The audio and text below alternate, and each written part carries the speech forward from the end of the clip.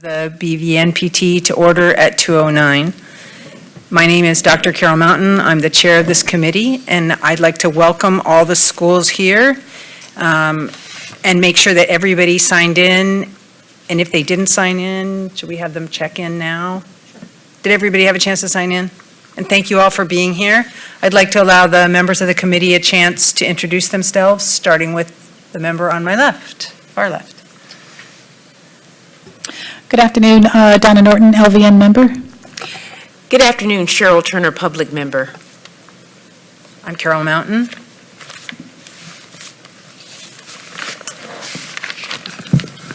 Thank you, Madam Chair. Kenneth Swenson, Attorney 3, Senior Staff Counsel, Counsel for the Board. Would you like me to do that too? Thank you, Madam Chair. Elaine Yamaguchi, the Executive Officer. And with us is, let's see, starting in the back, we have a tour de force of our NECs. I see Ann Schumann, Sue Ellen Clayworth, Cindy Fairchild, Jessica Gomez. They're around.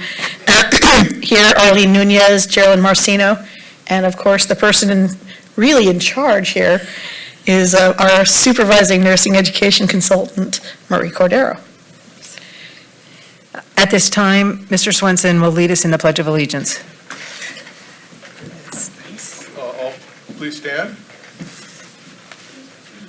Attention, salute. I pledge allegiance to the flag of the United States of America and to the republic for which it stands, one nation, under God, indivisible, with liberty and justice for all. Thank you. Please be seated.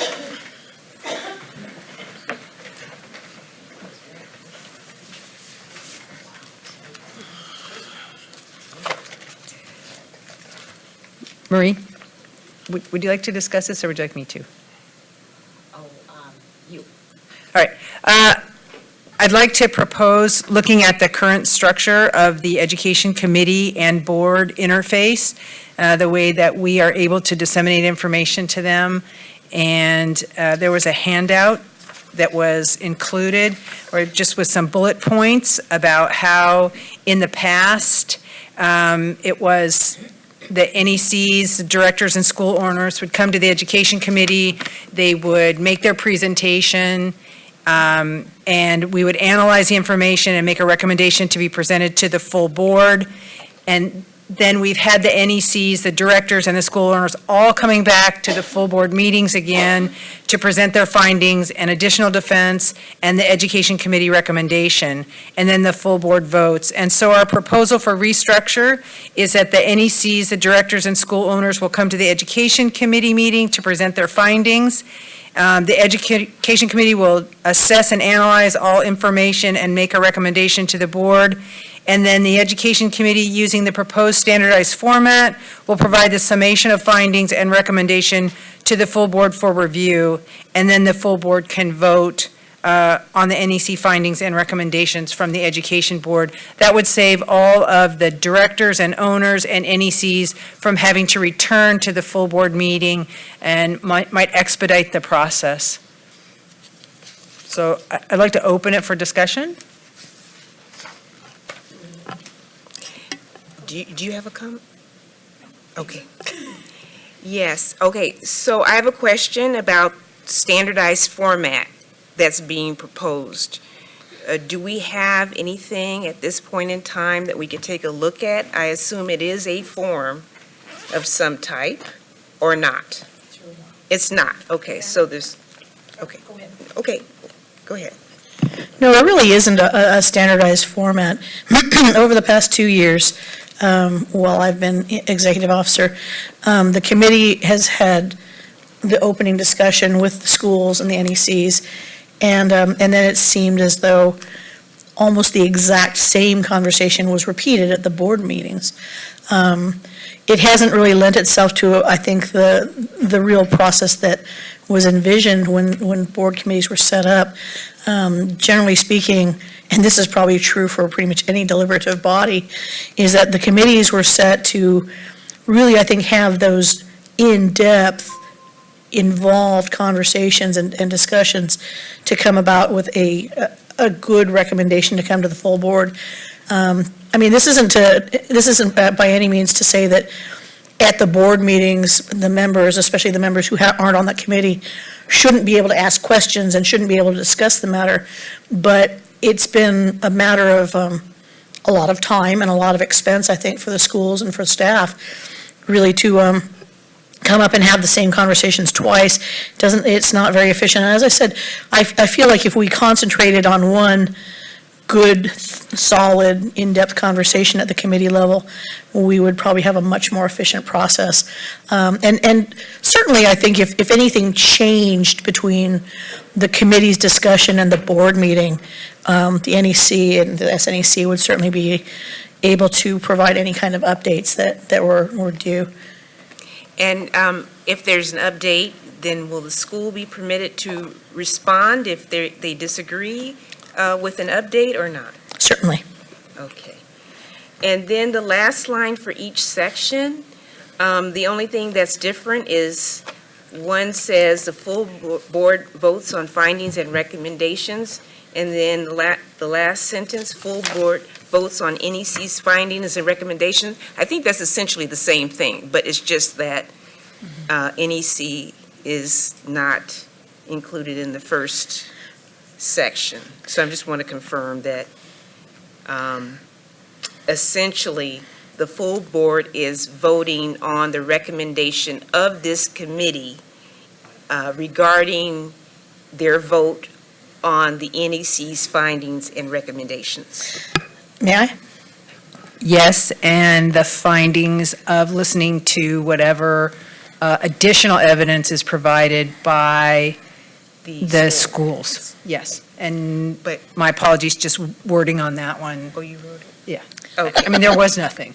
Okay. That's why. Okay, you wrote it. Okay. Right, that's why we brought it here to say, are there things that we want to add? Is the format, does the form work for us to summarize our findings in the most explicit manner that we can? Okay. Yeah, we were thinking, how do we make this committee provide the service that it was designated to provide? Okay. Because right now, we hear the report, we come back there, the schools come and report, we report, it's very redundant, and we're just trying to streamline that process. Okay, so no, I absolutely understand. I just want to make sure the Yeah. procedure it makes sense. And so schools won't be able to say anything. You've had your chance in committee, and that's it, unless there's something new. Not at all.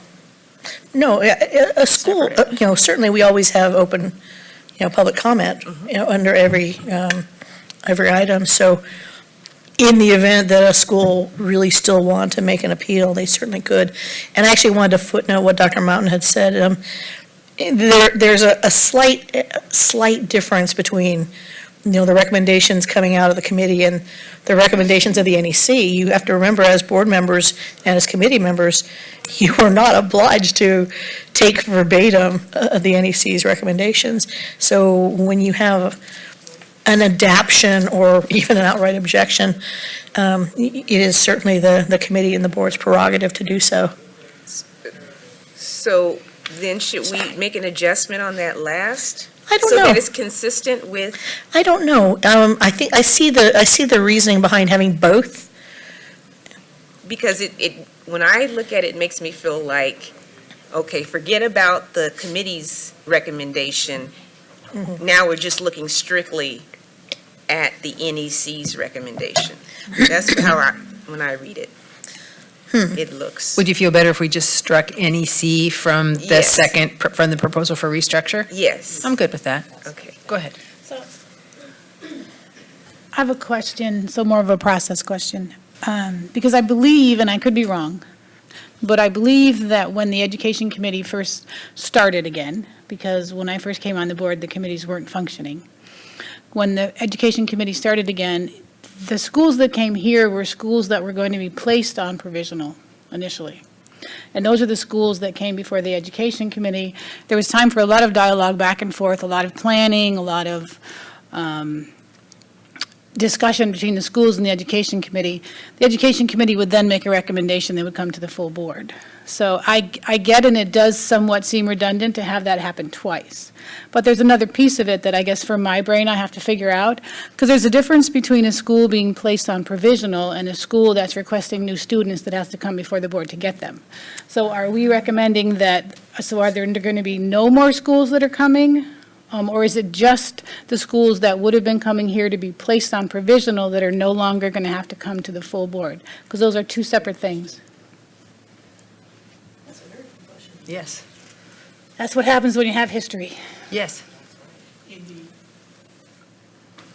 No, I think that's an excellent question. I think the chair and the SNAC's intent in starting the process was really just to put a floor down to start the process, so to start the committee thinking through how we would do so. And it doesn't seem unreasonable or even illogical, really, to have a different kind of, policy or procedure, so that, schools who are coming and being placed on provisional, schools that were coming to request new classes, and the schools that, we're having other actions. I would imagine that since they're arranged differently on the agenda itself, there would probably be a separate, probably very, very similar, but a separate way to have those presented, both in the committee section and then, and my assumption, my understanding is that then at the full board meeting, the chairperson is providing the report in general, item by item by item. But then, we would, of course, pause for, questions, comments from the board members, and then if there was a public comment, certainly. So that was my assumption going forward. I wonder if the committee thinks that those people that are asking for an increase in enrollment versus additional issues, maybe that should be handled differently. Well, they come to the full board to request those, and this committee was dealing only with schools that were being placed on provisional. That makes That more was- sense. Yeah, so for this conversation, for the restructuring of this, we're talking about schools that are being placed on provisional. Yes. Whether we change the structure moving forward for schools that are coming to request after they've been placed on provisional, moving through that process would be a different conversation, correct? Yeah. Okay. And so, as an example, we had one school gentleman who'd been here several times. And then he just wanted to, he had been through the committee, and he just said, forget it, I want to talk to the full board, here's my evidence, and he didn't make a scene, but he was real insistent. So in those cases, if we adopted this in those cases, we would just tell him he had his opportunity to speak at the education committee, and that's, Well, yeah, short answer is yes, and the long answer is, it depends. actually, no, the long answer was, truthfully, the chairperson or the board president could have done so anyway, Okay. under our basic rules. The chair is always perfectly able to limit the amount of conversation. Yes, I'd like to comment. Also, anytime we get new evidence from a school, schools take note, it must go through the NEC first. It must be analyzed. It cannot just be presented at the full board meeting, because we have a definite format and time frame that it has to be presented. And sometimes we have to remind schools to follow that process. And so just keep in mind that they can't really introduce new evidence to the board that the NEC has not had an opportunity to evaluate. Any other comments or concerns?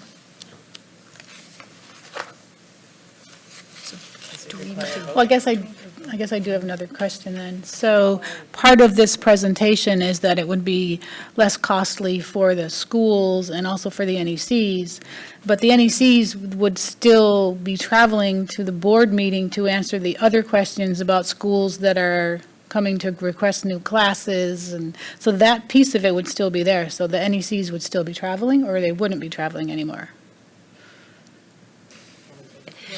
Well, yes and no, Donna, because, for example, if the committee decides to move forward with this, theoretically, the school has had the opportunity to plead their case here at the Education Committee. Perhaps if the NEC did not have another school, I would be the person who might be able to answer any questions. So regarding the schools, why are you laughing? I get Actually- that piece of it, but that's not the piece I'm asking. No, about. I think this is the part where I say it depends. Yeah, because I'm not, so the schools that are being placed on provisional have had the opportunity to come to this committee. Schools that are already on provisional, that are just requesting new classes or a new start or an increase in class size, they wouldn't be coming through this committee. They would be coming to the full board. That's correct.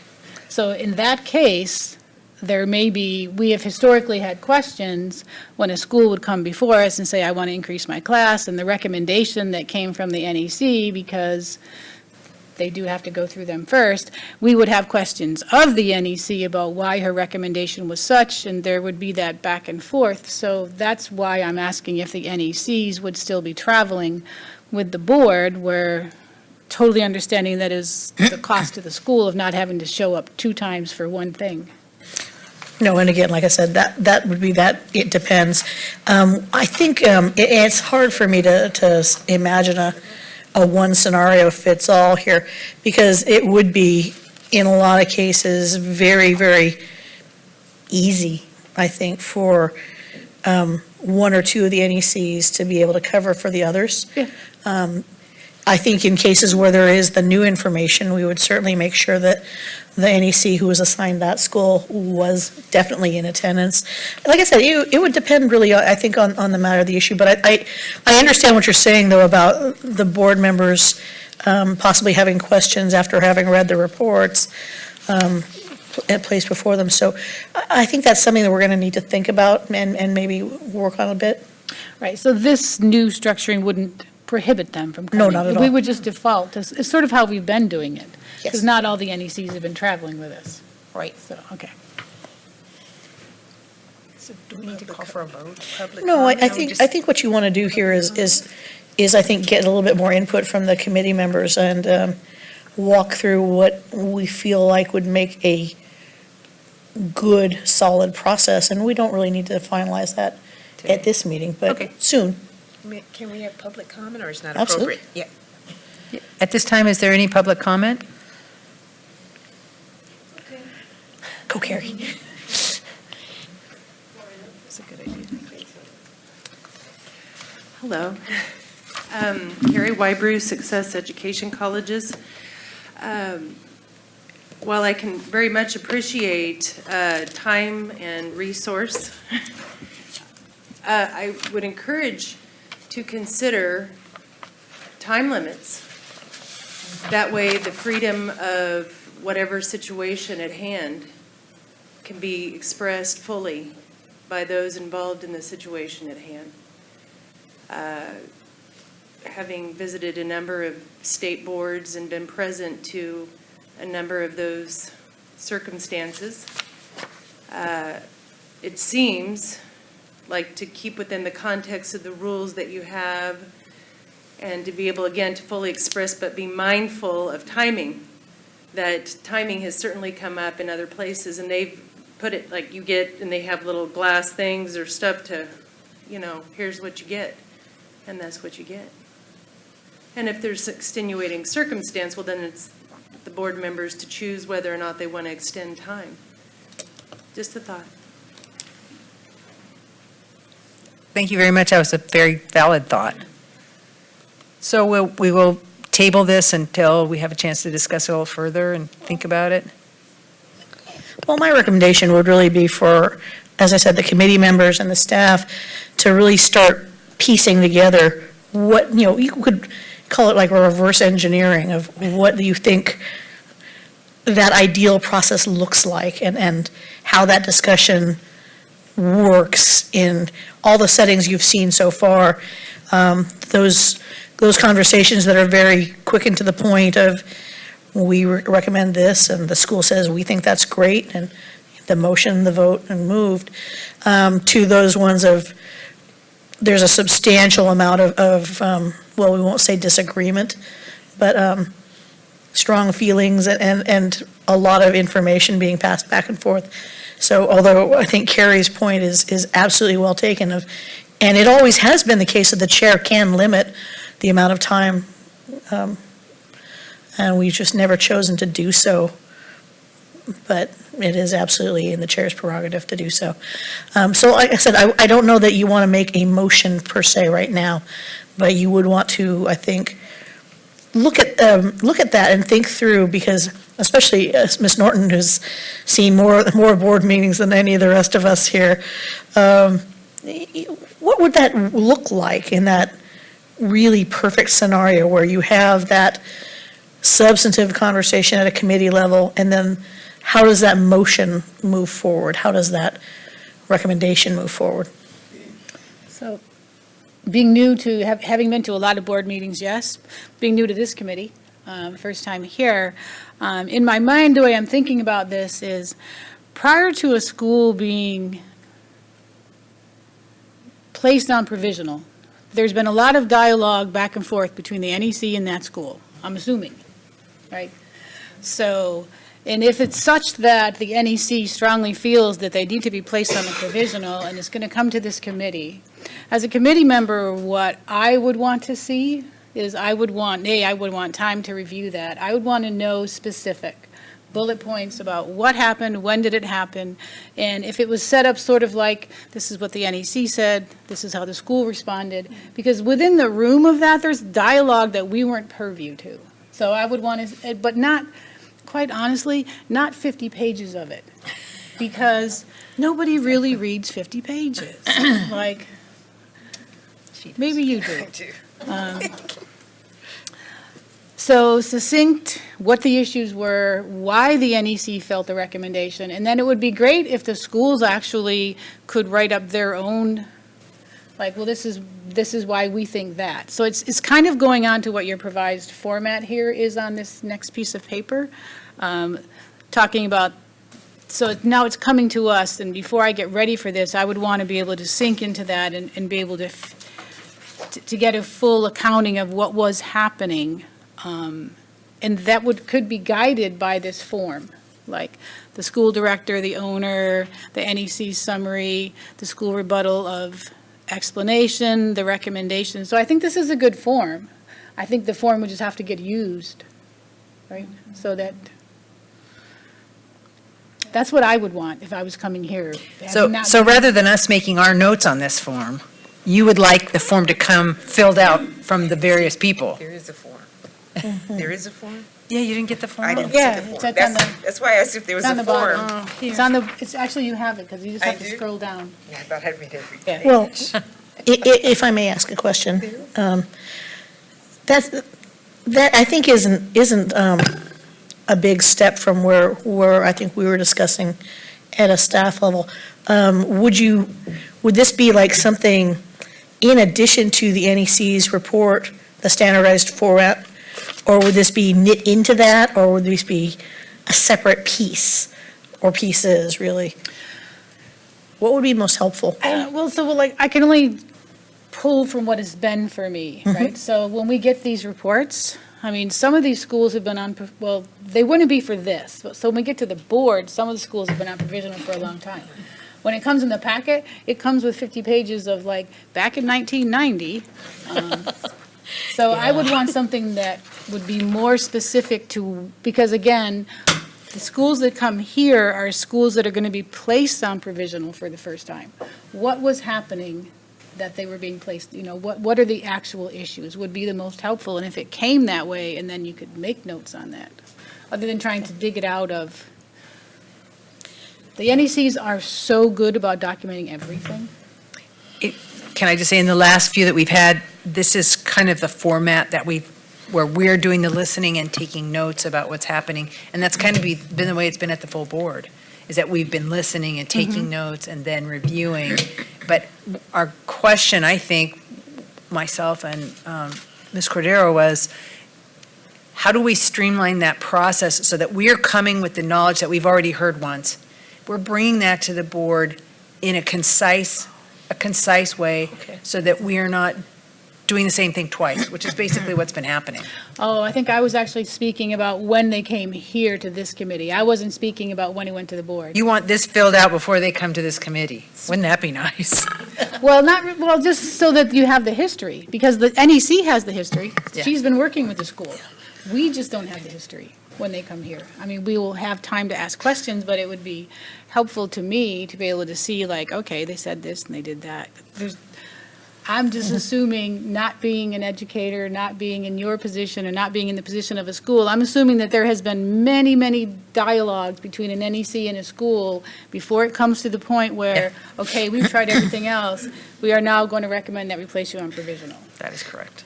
There is a lot of dialogue. There is a lot, Yes. because there's 50 pages of it.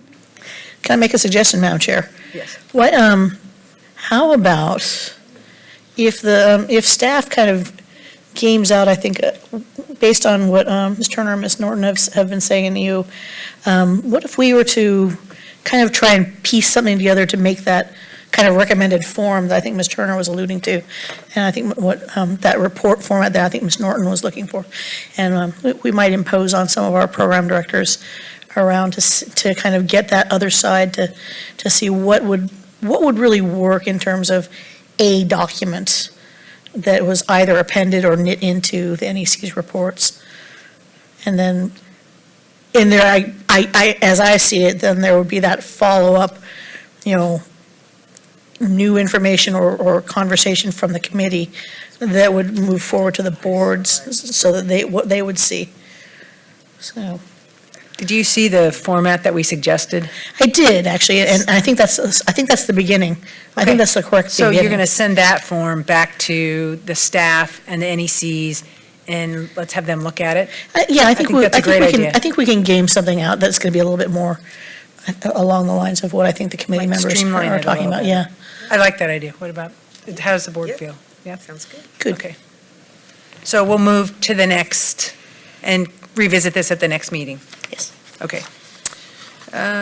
So I will turn it back over to Ms. Yamaguchi to discuss the mechanical ventilation care certification.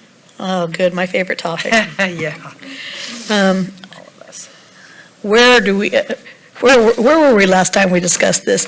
I think the committee will recall that we've had a number of ongoing conversations at the board level, the committee level, and certainly with a lot of our stakeholders and colleagues in the field.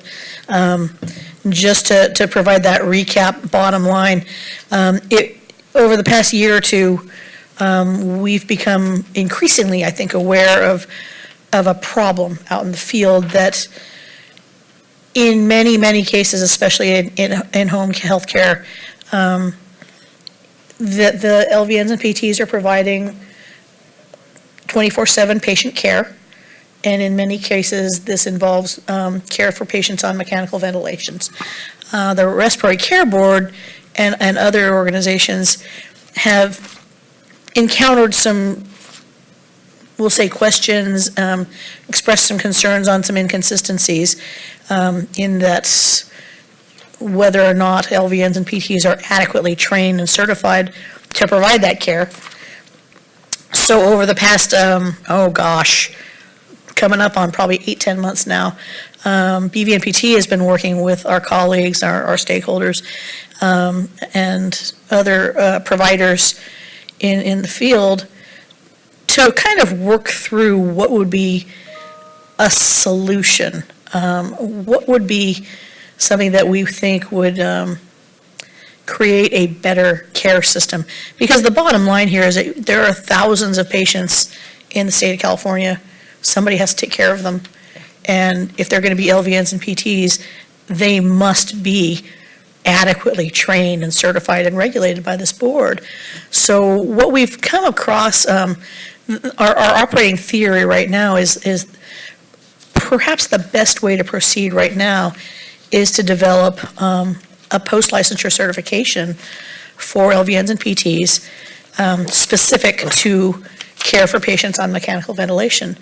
What that looks like, well, we're still mostly working on, but, the short answer, of course, is that this will require statutory authority, and it will also require a vast amount of regulatory work. Even if all the barriers to this vanished, it would take several years to implement completely. But in the meantime, we feel that it's critical to make sure that there are standards and there are guidelines. I think it's fair to say that a lot of the organizations that have been providing at-home care services, who contract with nurses and PTs, have been doing their own in-house training. And as what we've seen in really good training programs, they're developed in conjunction with respiratory care therapists, with pulmonologists, with RNs, and other academics. They're very solid programs, but it's inconsistent, and we can't, at this point, require any facility. The Department of Public Health can. They regulate the facilities themselves, but at this point, they don't. They don't because they don't regulate the nurses.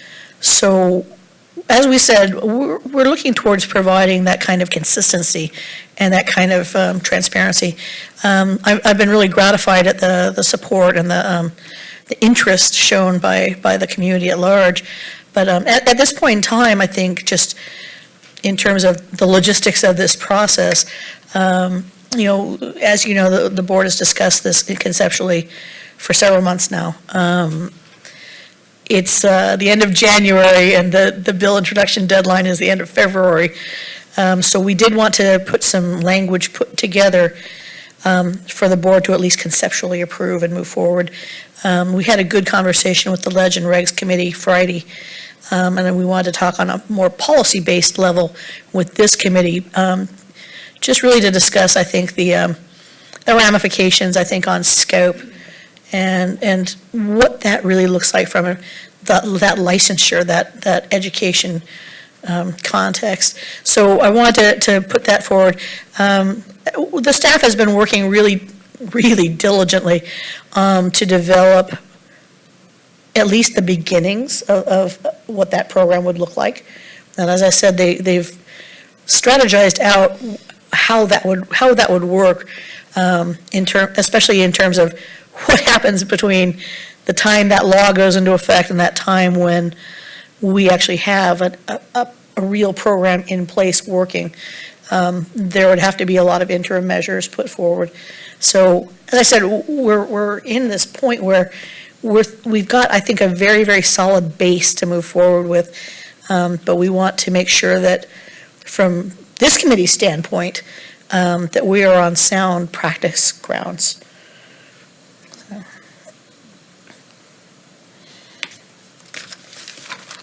Any comment from the rest of the board? Any public comment?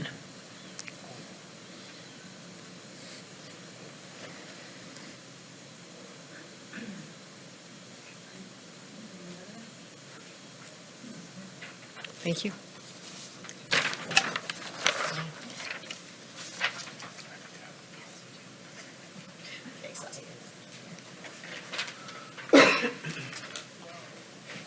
Thank you.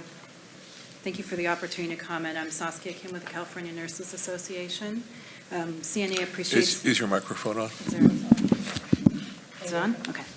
CNA appreciates the opportunity to give additional input to supplement and update our previous comments from December regarding the mechanical ventilator care proposal. The most recent draft deletes the term, which we believed was confusing, hypodermic, and I wanted to just take a moment to express our appreciation for that clarification.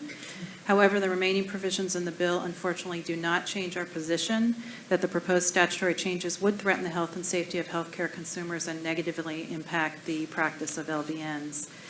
The language still usurps the role of the legislature in determining scope of practice for LVNs and PTs. The BVN PT could, quote unquote, enhance the scope of practice of LVNs and or PTs beyond the manual technical skills identified in the proposed legislation through through only continuing education certification approved by the BVMPT. We believe it's the role of the legislature, not the BVMPT, to determine the appropriate scope of practice for LVNs and PTs. I'd also just like to take a quick moment to reiterate the fact that the educational preparation of LVNs and PTs prepares them for different jobs, and that's why they have different scopes of practice. Even the BVMPT itself has historically viewed the scope of practice of the two differently. So when the board was asked by the federal government whether it considered LVNs and PTs equivalent in their training, it responded that they were not equivalent because LVNs take considerably more nursing courses than PTs. Yet the most recent language still contains the problematic scope of practice parity for the two. For all these reasons and the reasons stated in our December letter as well, we remain opposed to the draft proposal. Thank you very much for your time. Is there any further comment from the board?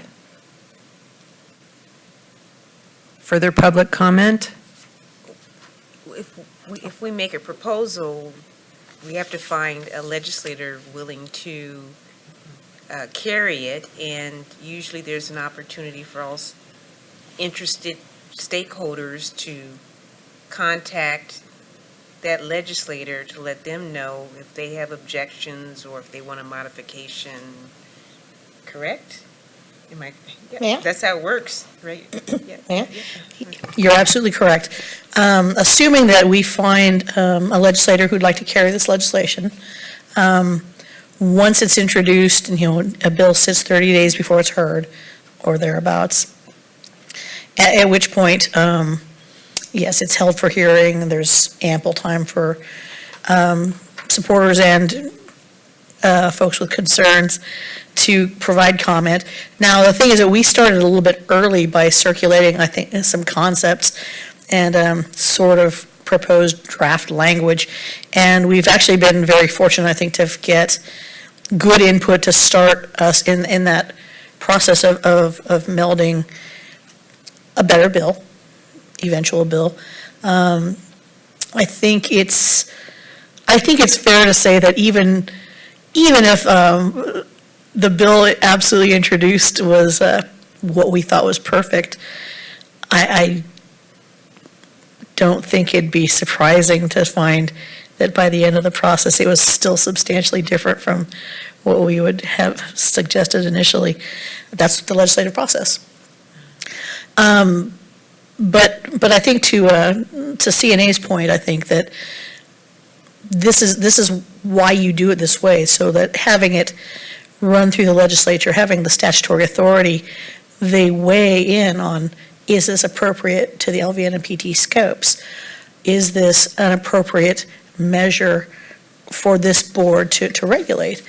Are the concepts moving forward needed by the state?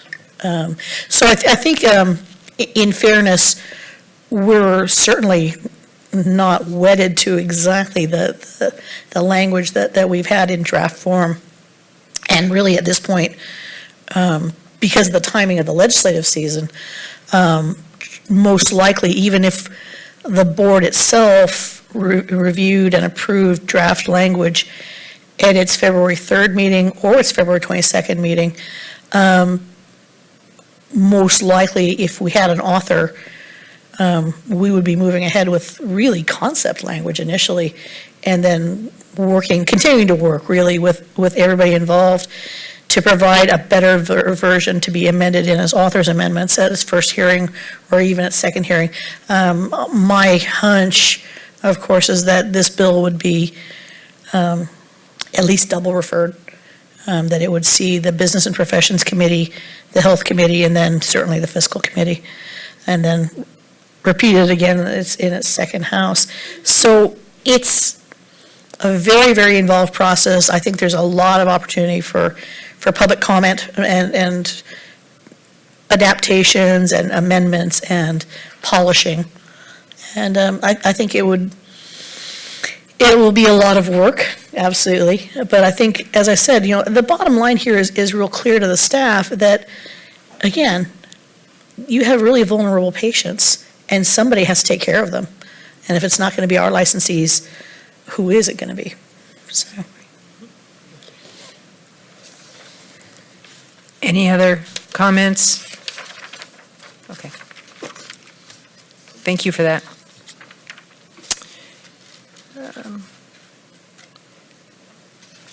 Back to you, Elaine, to discuss. Absolutely. This is also a good one. Ms. Norton might recall this from the 2017 sunset discussion, but this board has discussed in a number of contexts over the years the idea of having a cite and find program with the educational programs, to schools and programs. The logic behind this, as I understand it and as I interpret it, is to provide the NECs and BVNPT as a whole with just that much more of a mechanism of working with those schools and programs to make sure that concerns and violations are being addressed and addressed quickly and completely. The vast majority of our schools and programs are doing everything correct. They understand what they're doing, they move quickly. The vast majority of them are on, continuous approval. The ones that aren't, those very few, truthfully, that the NECs will go out and they'll find, 3, 5, 7, 12 violations as they're inspecting the place. And then it turns into months and months of, okay, you fixed this one, but you still need to do this. Okay, you fixed these 2, and you still need to do this. And it goes on forever. And in the meantime, of course, the school is not able to admit new students, or it's losing money, or it's encountering other problems. We really believe that by giving the NEC the ability to set a cite and fine, and we're not talking about, oh, your sign is spelled wrong. We're talking about things like health and safety. We're talking about things of real serious import of, you need to fix this in 30 days, or you owe BVNPT $100. We feel like that might help move things along a little bit more expeditiously. We think that might help some schools take things a little bit more seriously. And as I said, chances are this is almost never going to be used. But by providing the NECs with this mechanism, we have just a little bit more ability, I think, to keep schools accountable and encourage them to get themselves back up in business quickly and completely. So as we envision this right now, and the staff has been working on designing this, and it's kind of patterned after the current cite and fine program that the Enforcement Division uses. We've been looking at a variety of different ways, and the NECs, of course, have provided, I think, a really, really good beginning of that scale, that degree of severity, if you will, what an appropriate fine would be for a given infraction or violation. Right now, we're thinking that this rightly belongs in the sunset bill. We've had some initial discussions with the Senate and Assembly committees on that, and they said that since it has been discussed both in the 2017 sunset review and in our report this past year, they don't see a problem with us including it, at least initially. It may not make it out in the final version, but there's a certain amount of I think, import here. As I said, nobody is served by these violations, and often there's good reasons behind them, and there's things that take time to fix.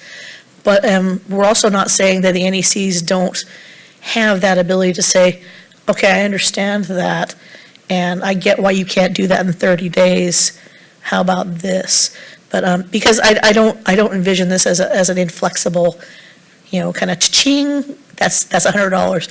What I envision this as a mechanism for the NECs to use, working with those schools to say, fix these.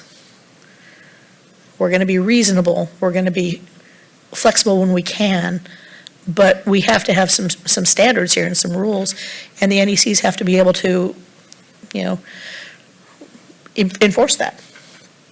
So. Any comment from the board?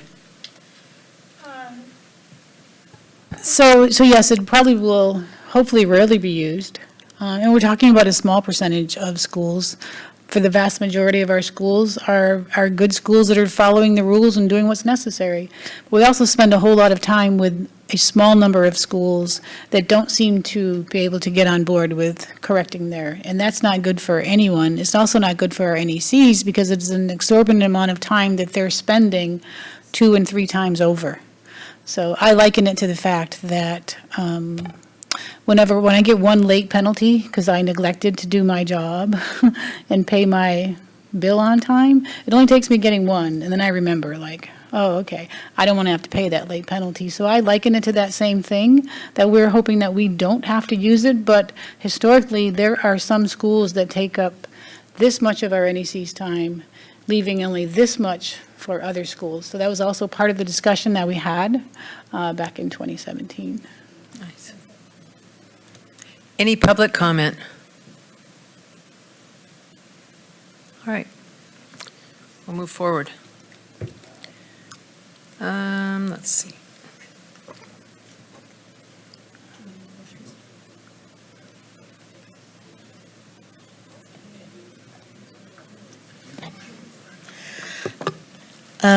Madam Chair, it would be wonderful if the committee would move a recommendation to the full board. So I'd like to call for a recommendation at this time. Yes, if the committee would recommend to the full board that this would be included in our sunset bill. So excuse me, the recommended motion would be to recommend to the full board that a provision allowing for the creation of a cite and fine program for schools be included in the sunset bill. So I motion to include this in our sunset bill. Is there a second? I'll second. Any further comment from the board? Any further comment from the public? Go ahead.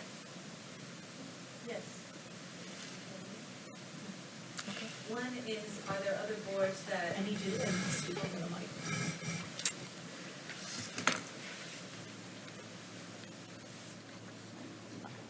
And please identify yourself.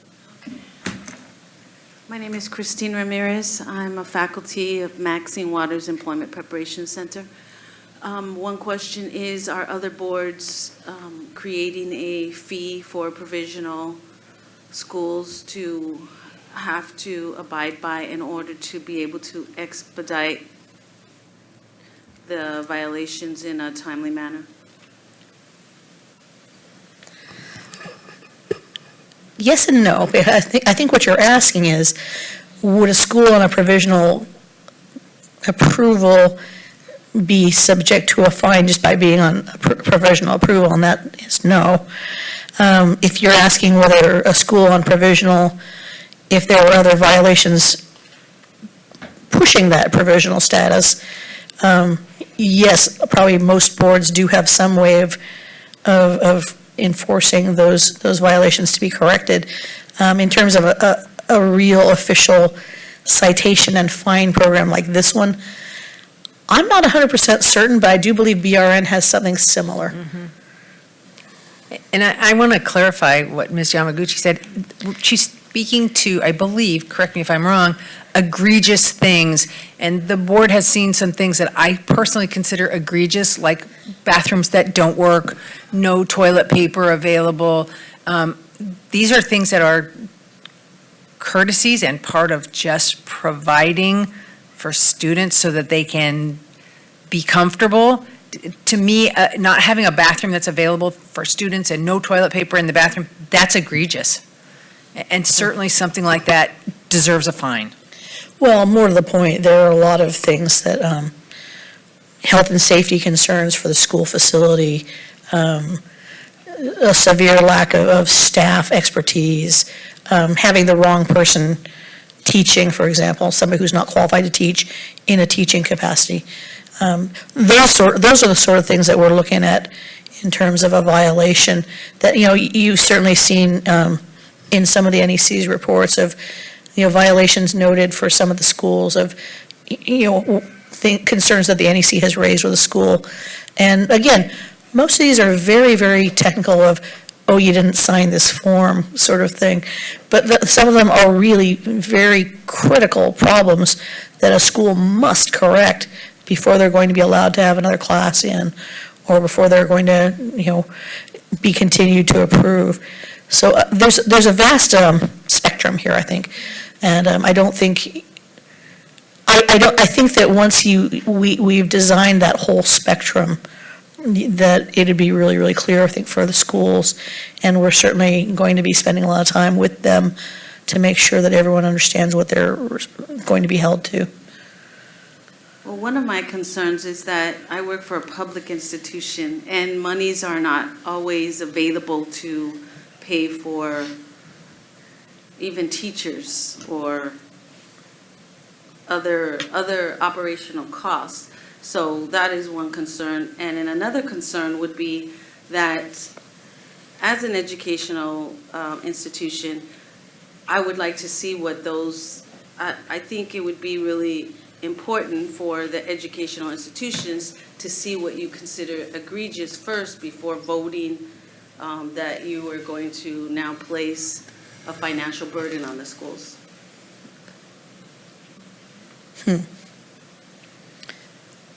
Out of courtesy to see if what you consider egregious, have at least that in writing and present that to the educational institutions before something is implemented. Well, I would comment that the exact scale of violations and the accompanying fines would be subject to regulatory action, which is when a school or any institution would be able to review that, comment upon it before it's adopted. Council, were you? That's correct. The motion before the committee is to seek statutory authority to create a cite and fine program for schools. Existing law provides a similar power to boards to create cite and fine programs for licensees, and that can be found in Business and Professions Code, Section 125.9, that authorizes boards to create a cite and fine program for licensees. This board has done that. The actual creation of the program would be a rulemaking process, as Ms. Yamaguchi referred to, and the rules themselves would set forth the parameters for what would constitute various classes of violations, for instance. Generally speaking, cite and fine programs allow for fines or citations that would include a fine, an order of abatement, or both. Quite frequently, it involves an order of abatement. For instance, if there's a site inspection that finds that the restroom at a school does not have paper towels and soap, there could be an order of abatement that has to be corrected within a specific period of time, and then alternatively, if that's found not to have been corrected within that period of time, there could be a fine. There's flexibility built in, but that would be part of what would be developed through a rulemaking process after statutory authority has been granted. So this pending motion is simply to seek that sort of statutory authority in the sunset bill. Later, there would be a rulemaking or regulation creating process that would flesh out what the parameters are for the cite and fine program.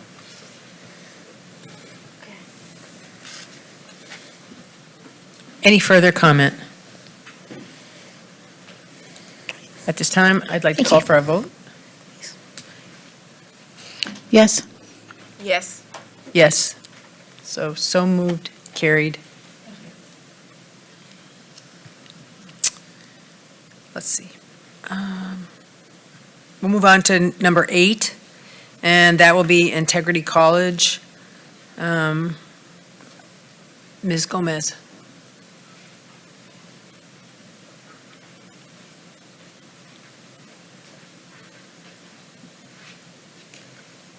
Good afternoon. I was asked by the board to really evaluate and see where this school was between the BPPE and their compliance with the BPPE.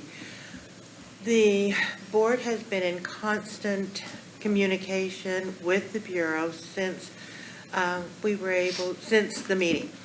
And it has been determined that, and the email that they did send us with the exact definition is, in the case of Integrity College, the Bureau has denied the renewal application in which the applicant has appealed this denial. This case is being forwarded to the DAG and statement of issue is being drafted.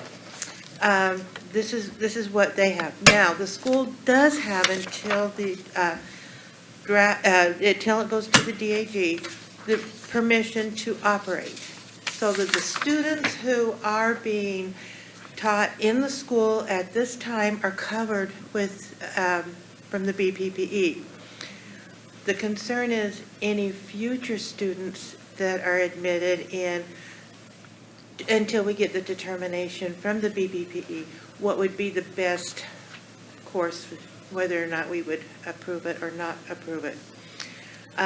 Also, I want you to notice that the pass rates have gone down again this time. We're at 64%, which is 15% below the state. And so until we get the results from the board, from the BPPE, it is my recommendation to continue to deny the class until we can get a determination from them for the protection of the students. Can I just ask, how many students do they have currently that they're putting through? Right now, they have 17 students, and they will graduate in September. September of 20. Uh-huh, And how many students were they asking to put through? 20. 20 additional students? Yes, which would give them a total of 37 students. Okay. Are there further questions from the board? Is is a representative here today? That's next. Okay, all right. So I noticed that they made a request for an informal conference. I don't know if that's the same as an appeal, but I don't represent them, so. Yeah, that's with the BPPE that they've requested. Okay, all right. So what the BPPE has communicated is that there was a denial of the application for renewal. Yes. There was an appeal of that denial.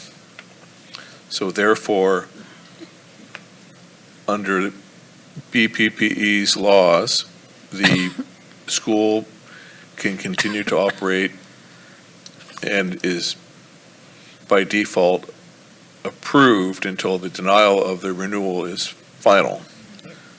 So in other words, the denial of the renewal application is not final, and therefore the default status of the program is they can continue to operate under BPPE.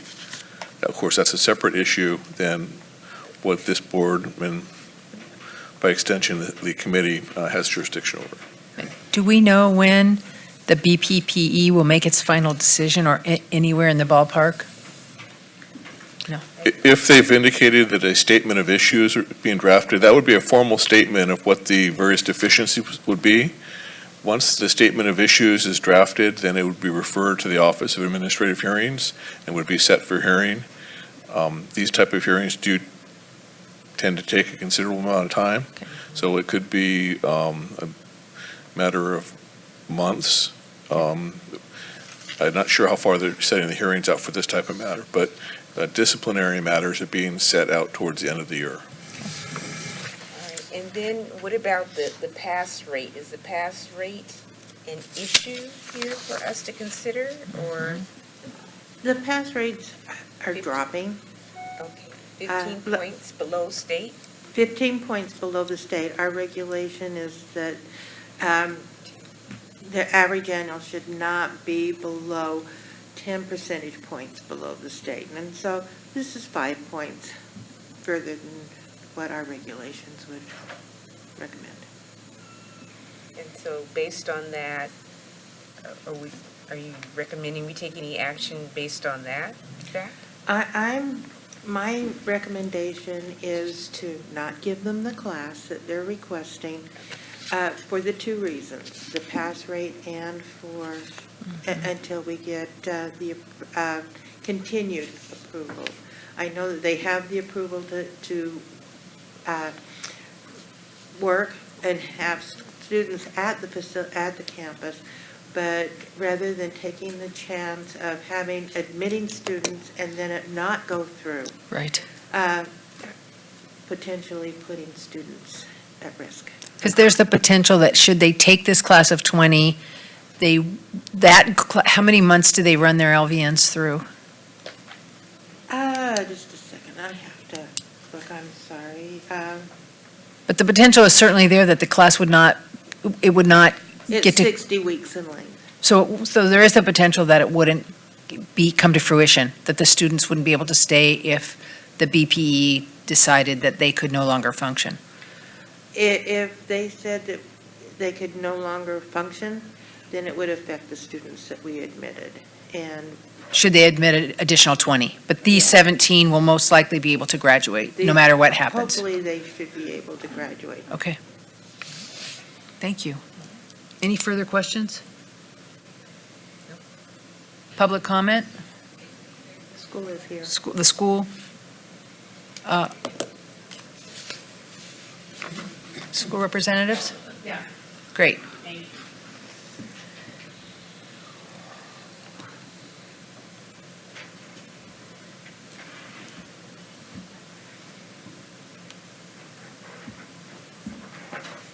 Wrong, the team.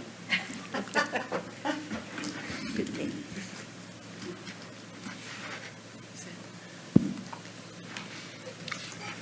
Good afternoon. I'm Alice Sorrell Thompson, and I'm the program director for the Vocational Nursing Program at Integrity College of Health. And our school director, Bella Masip, is here with us. And Leanne Roman is also here with us, who is our, you say it because I'm not sure. CEO for Legacy Education and the managing director for Integrity College of Health.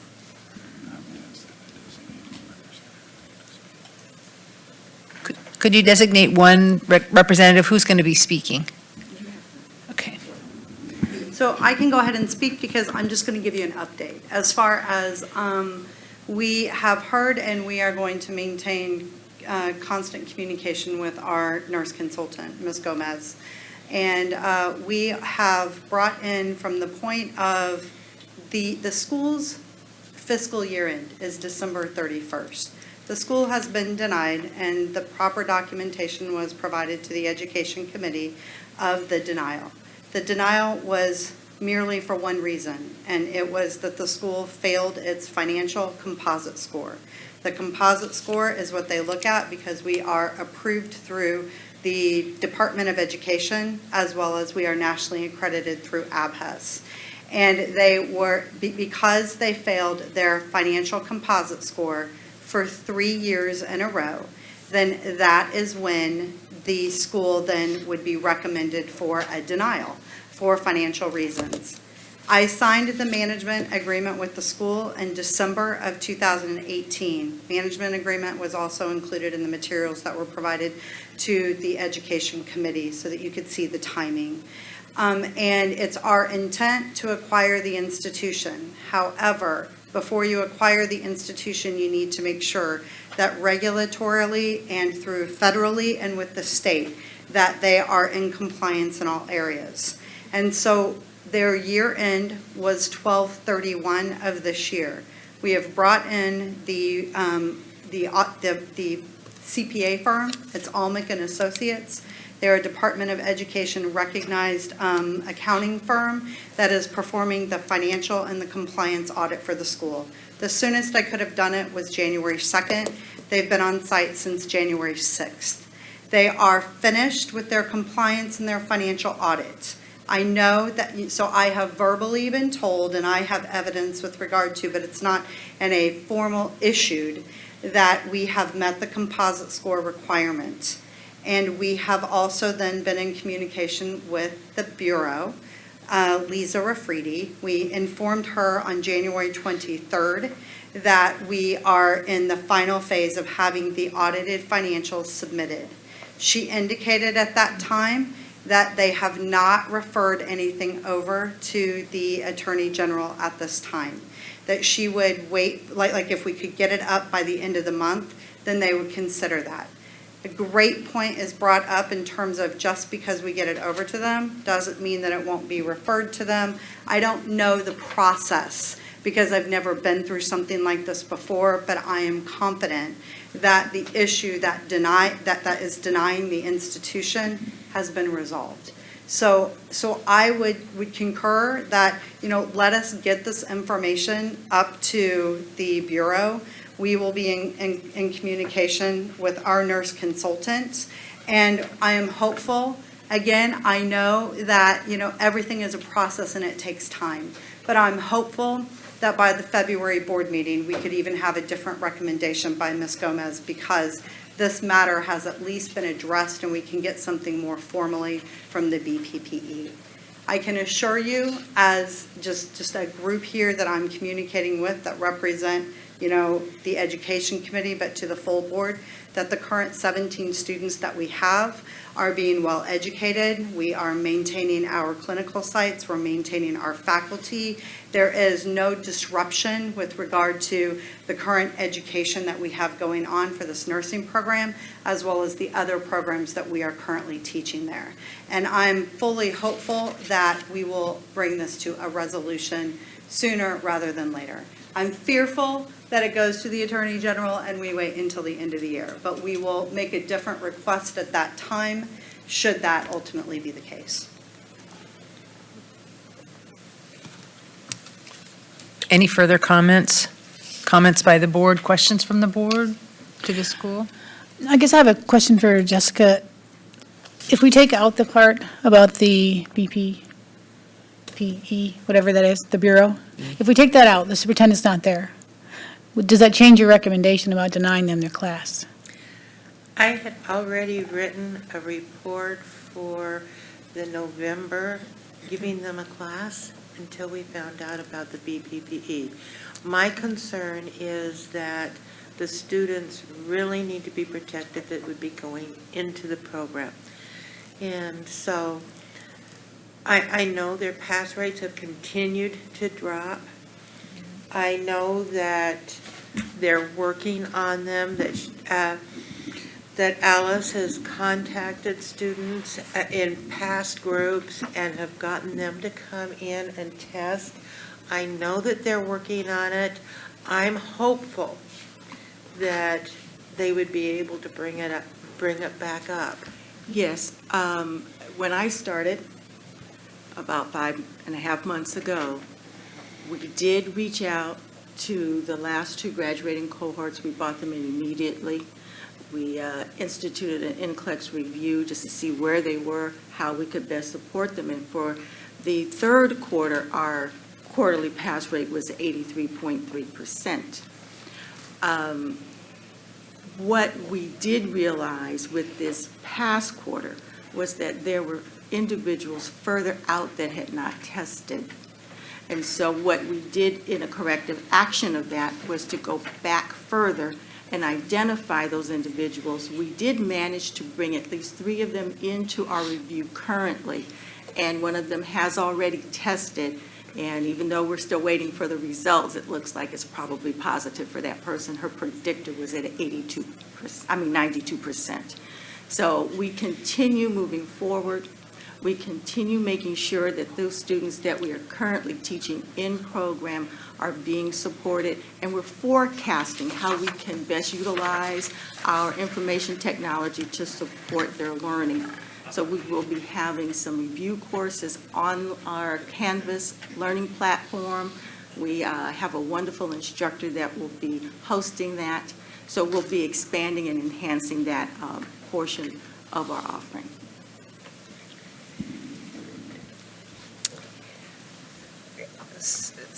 You understand, though, without that accreditation, that we can't do anything for you here today on that? Okay, all right, thank you. We wanted to represent. We do understand until it is formally filed and you have the evidence that you need in order to get the recognition from the BPPE, and then what steps they're going to take, that this would stand. But we did not want to not represent the school as this was coming before the Education Committee. So we wanted to let you know where we were at, and as I said, hopeful to, before we would reach the full board meeting at the end of February, we will maintain regular and constant contact with Ms. Gomez as needed, not to irritate her, but to let her know when we have some formal information that we can provide to her. Okay. Do we need a motion? So, We just need a motion to accept. We just need a motion to accept the recommendation, right?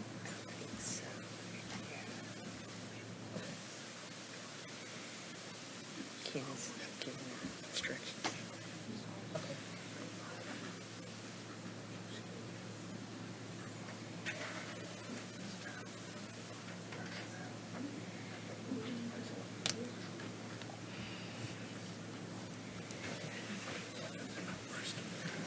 I'm wondering, are you withdrawing your request for a new class at this time?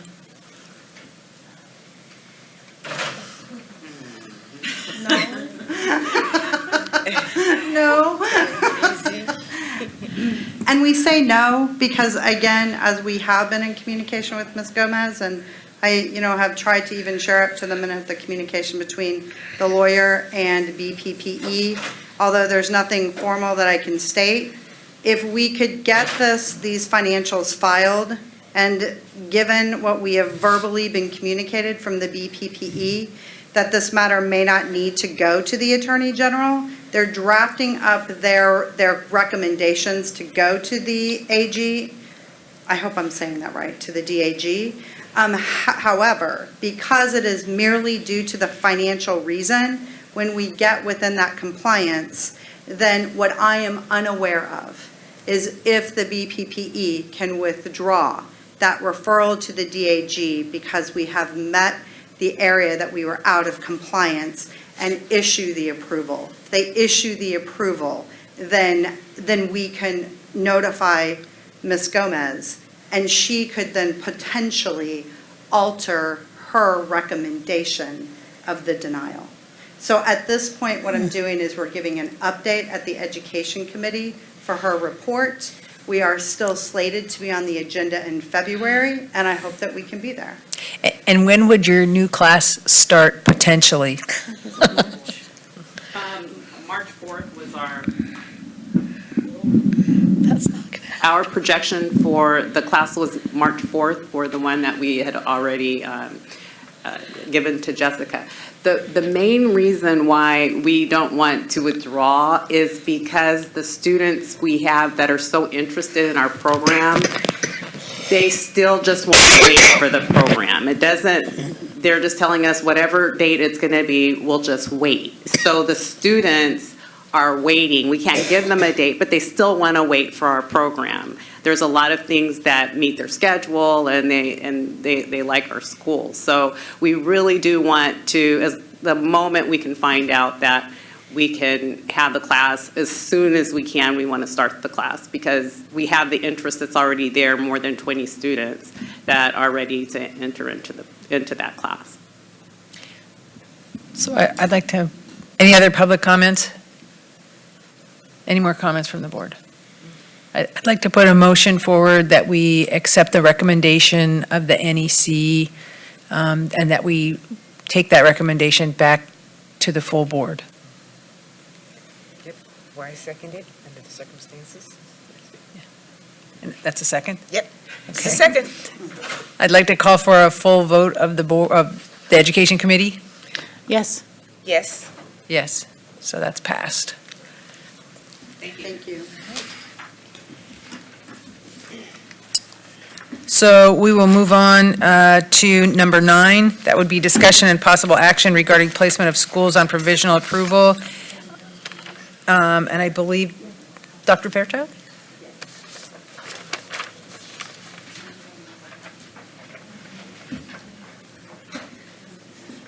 Good afternoon. Good afternoon. Good afternoon. Start with CNI, that's the top of the agenda. Yes. You want a whole overview and everything, right?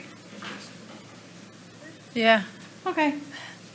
CNI College has been non-compliant with their NCLEX PM pass rates for the past 8 quarters. They have had 10 students test in the past 8 quarters, with only 4 of these students passing, and the last one to pass was in 2018. If you look on page 4, you will see their NCLEX PN licensure exam data. So because they have had no students test in the second quarter and the fourth quarter, and only 1 student test in the 2 students test in the first quarter, and 1 student in the third quarter, both failing, that gives them a 0% pass rate, with making them at minus 79, which is what this annual state average is right now, is 79%. The program does have currently 18 students. And back on page 3, I typed in 16, and I'll fix my typo, sorry. But in their enrollment data, it does show that it's 18 students. The program director did submit a plan for improvement in June, which included a revised exit examination policy, the implementation of a 4-week pre-VN course to assist with increasing admission entrance scores, and revising the current progression and remediation policy. However, the full benefit of this will not happen until the current students graduate. So my recommendation is to place CNI Vocational Nursing Program on provisional for a 2-year period beginning February 21st, which is the date of the board meeting, and issue a notice of program to the program to identify specific area of noncompliance and requirements of correction. Require the program to submit a comprehensive analysis to the board in 6 months, and then again 18 months later, to show where they're at in evaluating their program. Continue to require the program to provide no less than 1 instructor for every 2 students in the clinical setting. Continue the program's requirement to obtain board approval prior to admission to any additional class. And continue to require the program to comply with all approval standards and Article 4 of the Vocational Nursing Practice Act. So the rationale for is the pass rates. Oh, yeah. And I actually talked with the program director before we came in, and I'm doing a site visit really close to her school in the next few weeks. So I am going to go to the school, and we're going to take a look at things and see if we can sort of brainstorm on some other things. They're looking at increasing their entrance exam scores and looking at other things in their program. And is there a representative of the school Yes, here she's today? here. Okay. Are there questions from the board? Are there questions from the public? Okay. Good afternoon. My name is Hello. Dr. Sasha Rarang, CNI College Program Director, Vocational Nursing Program. So with regards to Vocational Nursing Program of CNI College, way back in 2016, I became the Program Director, and we actually went back to full accreditation back in February of 2018. Our first class actually was admitted in July of 2018. However, the start of the dwindling of the pass rates for the NCLEX PN started also at the same time in June of 2018. Apparently, there are some outliers out there that has been completed their program and of course graduated. And so they're supposed to be taken their examination way back then, but since they have not taken their examination, definitely the outcome is if you do not really take the NCLEX within 3 months after graduation or 90 days, definitely it will start to fade away, and it's harder for you to pass. Unfortunately, that continued until the end of 2018 and started continuing in 2019. We instituted the program to recall all of our graduates all the way back in 2012 so that we would know, because we have no means to know who actually took the exam, because of course our result for the NCLEX PN does not show who actually passed. The only way we could determine if they passed is we go to the site and look if they are breezy, they're there. So we previously did that, and so we called one by one, and of course we have instituted ATI way back in 2012 as well, and we know that some students did not pass their exit exam. The exit exam is instituted to improve further the program's NCLEX pass rates way back in 2015, 16, all of those years. So at this point, we have 4 and 5, or at that number, who are attending the 12 weeks intensive NCLEX in-house review. And then we also support them with the ATI virtual program so that they could actually go back and rehearse the content area of the program. And so far, some of them are mentioning that they will be testing before the end of March for this year. I also have 4 graduates from my first cohort that were accepted in July of 2018. They graduated in, 19. They graduated in August of 2019. 2 of them actually completed the requirements for graduation, and we're still supporting them at this time as well.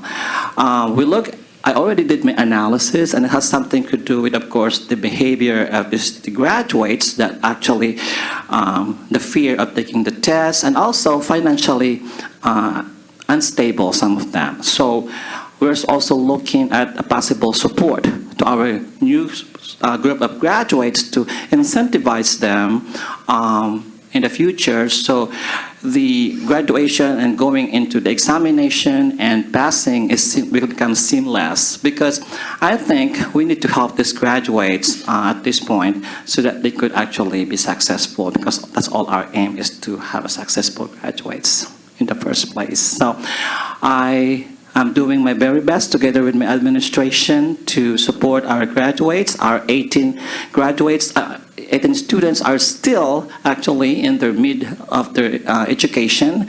They are on their mid of term 2. We have 4 terms.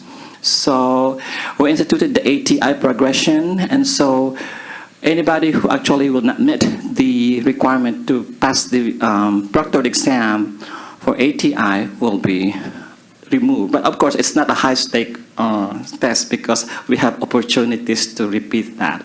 That's all part of my policy that I actually made back in June of 2019.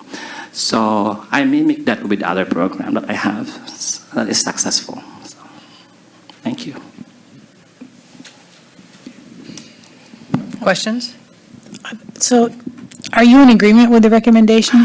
Well, I would, there's nothing I could do in terms of the number of the, with the policy right now, of course, that 8 quarters of non-meeting the standards or the requirement for NCLEX pass rates.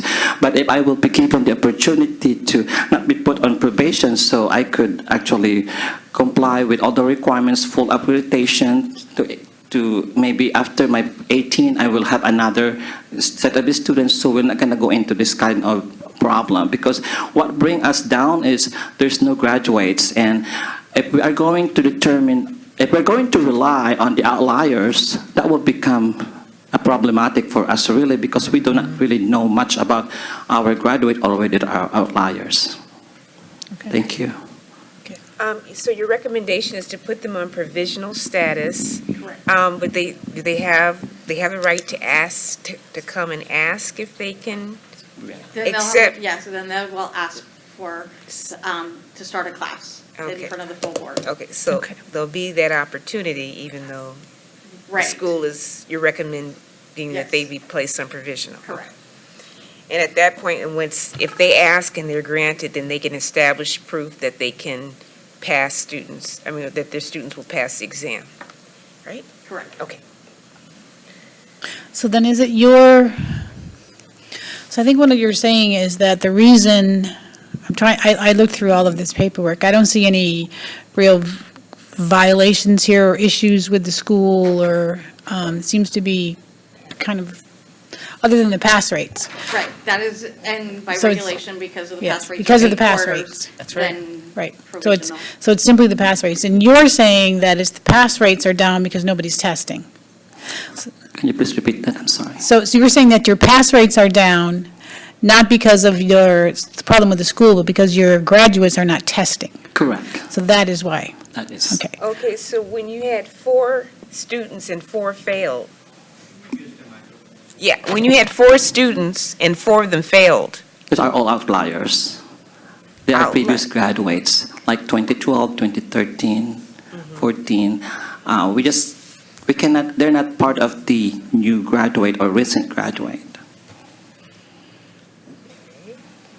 And then when you had one, let's see, I'm not sure if you had 1 or 2 students and then 0 passed. Correct. You're saying that those are also outliers? Yes, ma'am. Okay, so can I ask a question? Yes.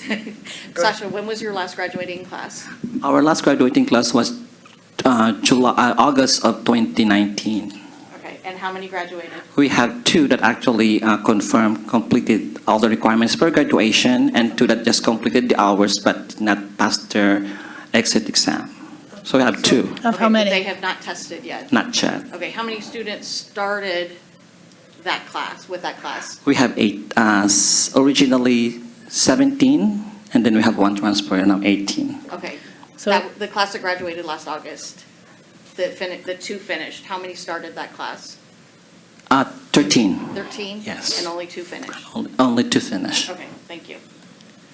did you look into why 13 started and only 2 finished? Yes, I actually submitted all the requirements for why more than 25%, and a lot of it's all about the student capacity. They actually are qualified in the entrance examination and admission. However, because we are full-time, Monday to Friday with the program, eventually absences, and then the academic rigor of the program, because it's a fast-paced program, apparently the students did not met the rigor of the program, so they actually drop eventually. Sorry, ask a nerdy question here. Do you have a sense of the timeline, if you started with 13 and ended with 2, where are they falling off? Quarter 3. Quarter 3? Quarter 3. Okay. It's between time to clinical and, of course, the theory. Monday, Tuesday, Wednesday theory, or Wednesday would be your skills lab, and then 2 days of clinical. Apparently, that is a little bit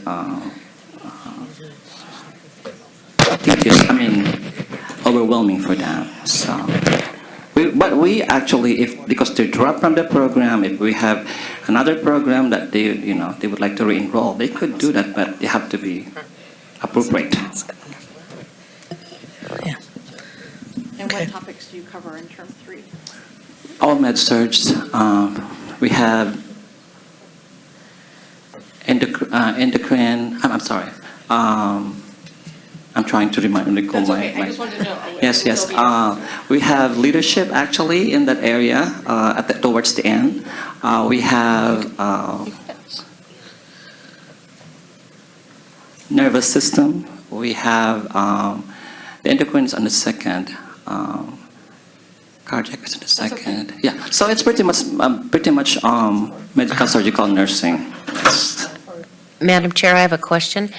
Sasha, do your students, do they voluntarily leave the program, or are they terminated? Some of them voluntarily leave the program. 6 of them, the other ones remaining, actually got dropped from the program. They don't want to leave, but of course we have to follow the policy that we have. And at term 3 usually? Yes. Okay. Other questions from the board? Other questions from anyone else? I move that we accept the NEC's recommendation. I second. Could we have a vote? Do we need public comment? Public comment of the motion, please, Madam Chair.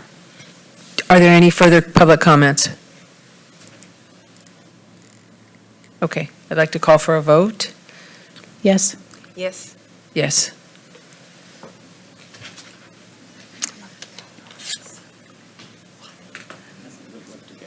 Definitely. That's what it's about. We build the foundation, so you've got a good strong house. Yeah.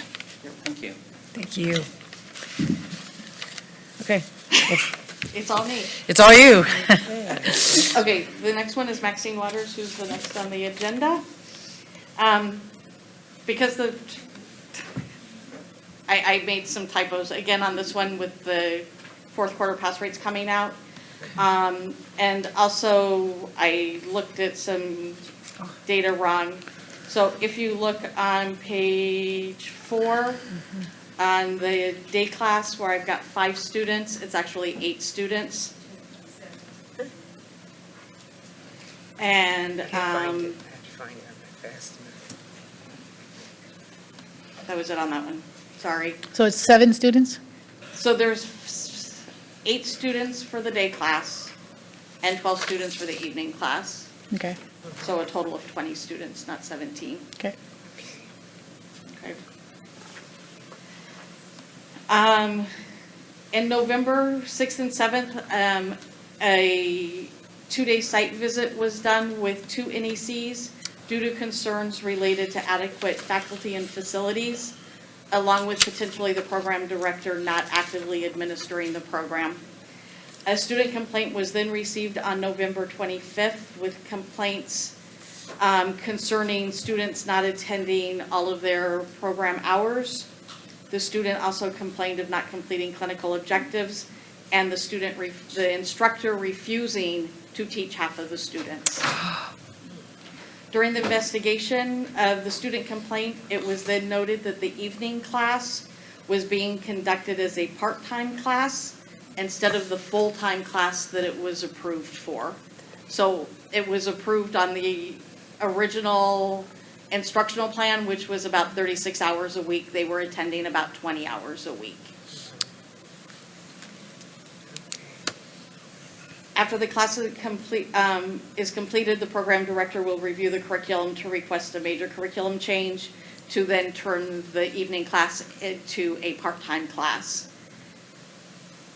And I had an on-site meeting with the director, the vice principal, and the principal on December 17th, so we could review and look at the program hours, student attendance, and required makeup for the day class of missed hours.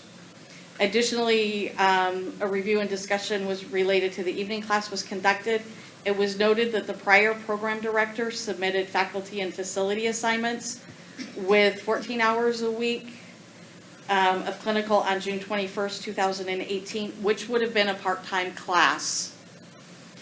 However, on August 2nd, 2018, the prior program director submitted a summary of program hours as a full-time class. I was not the NEC at the time, so I'm going by historical data and documents. So there was nothing showing that they had requested a part-time class. It was requested to have a day class and an evening class instead of 2 day classes.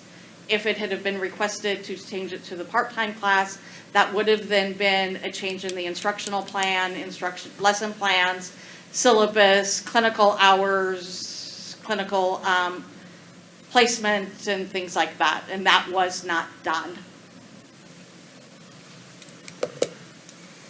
So during the November site visit, 11 violations were identified. The program director was sent a letter of violation November 14th. At this time, no violations have been corrected. 3 violations have been addressed. but I would also like to note that the school was on vacation because it's a public adult school. So they were on winter break from December 23rd until January 10th.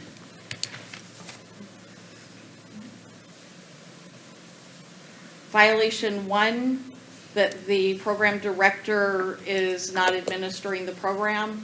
Part of it also was she was not responding to me. She is now responding to me through email and phone calls and being more engaged. It also should be noted that she is clinical, she is one of the instructors as well as the director. She's there approximately 18 to 20 hours a week, and she spends 10 hours a week with administrative duties. On page 13, violation 3, the program now has an approved clinic site for the evening class for their term 2 rotation. They had started their clinical rotation at a site that was not approved. So the site is now approved, and there is a schedule for makeup for the students to get them back on track and to have them graduate on time. So would you then say that that's corrected? Because you started out by saying that none of them were corrected, but now it seems like violation No, because there's 1. more things in it Okay. that I didn't go over the whole violation, just the part of the violation that was corrected. Okay, so Want it's me to still go- so you're still saying that overall, none of these violations have Overall, been. none of them have been Okay, all right. corrected. I just wanted to make sure that you knew that they were working on Okay. some of them. Violation 5 on the student documents, student files. A lot of things were not in the file, but one of the things was the evening class TABE scores, their entrance scores, were lower than the 12th grade reading and the 9th grade math. Per the vice principal, those have been corrected. However, I have not seen the documentation. And to my fault, I have forgot to ask for it. So I will be asking for her to send me that documentation. Is there a plan for the director to have more than 10 hours a week? What? Is there a plan for the director to have more than 10 hours a week? We've talked about it. They have some constraints with what the district will allow them. Wow. So yes, but that has been discussed. It's tough. Yeah. That would be very hard to be the director of a program and Yes. have 10 hours a week. Yes, very hard. Yeah. So, but yes, it has been addressed and. Is there so administrative support for that at all, just out of curiosity? The administrators here, Oh. my understanding is yes. Good. So, and then she'll answer more Okay. to that for you. Okay. So recommendation is to rescind their ongoing admissions, place them on provisional, require the program director to review attendance of all students of the day evening class, and then some of the day students were moved to the evening class. And submit documentation of these findings. And on the report, it was written a while ago, it was January 17th. And again, back to they were on vacation and I didn't have that. So they will get all of that information to me by February 3rd. Require the program to correct the existing violations, which I had January 14th. Again, back to the vacation part, so they'll have everything corrected or in the process of what needs to be done. And we'll continue working on that together. And then require to submit a board report by February 1st, back to the vacation, so they'll get that, the comprehensive analysis by February 10th. And require the program to provide no less than one instructor for every 10 students, and require the program to admit no additional classes without prior approval. So the rationale, the submitted documentation by the program director substantiates that the program does not have adequate clinical facilities. They have joined the Los Angeles Consortium. Nice. So they are working with the consortium to obtain more clinical sites. And through the consortium, they also get, my understanding is even like some training and some support through them. The evening hours were unapproved of the 140 hours. Again, they now have the clinical site and the plan for the makeup. Submitted documentation by the program director substantiates that the program does not have adequate faculty. The program has one instructor for the day class, and the evening class has 2 instructors, and they've just recently hired a part-time instructor. So if there is somebody who is sick, and from one of the documentations, the day instructor said, if he is sick, there is nobody to cover, the students do not attend school.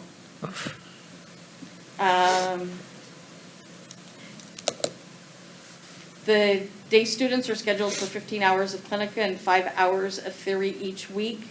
The instructional plan for the board for this term is 24 hours of clinical and 12 hours of theory each week. So again, they're doing a makeup plan, and administration stepping in to see what's going on and that he's following the instructional plan. And then we went over the day class, evening class, when it was started as an evening class, that it wound up being a part-time instead of a full-time. Any questions? When you say you're recommending that you rescind their right to admit students, so is that the same as you want them to come to you for permission to accept a class, or you've given them permission to admit, but now you want to take that away? They did have ongoing admissions. Ongoing, So okay. when the original report was written and it went to the executive officer, it was so we could take that away while I was waiting to come to the education committee and then on to the full board. Okay. And when would they have admitted their next class? Not till, their plan is if everything is cleaned up and we've got that curriculum revision and making sure that there's enough faculty, not till fall. Would be Nice, the okay, earliest. okay. We're expecting a report from them with a deadline of February 1st, 2020. I think it's the analysis of programs. Yeah. But that's after this meeting. So you plan to present that if received at the full board, or? Yes. Okay. Okay. How important is that in your consideration for our purposes here today? I want them to look at their program and start dissecting it out as to what they need to do moving forward to build that good, strong base to build the house back up. But you found there are other violations that you're concerned about? Yeah. So, okay, yeah. All right. Other questions from the board? Other questions from the public? And would the school like to come forward?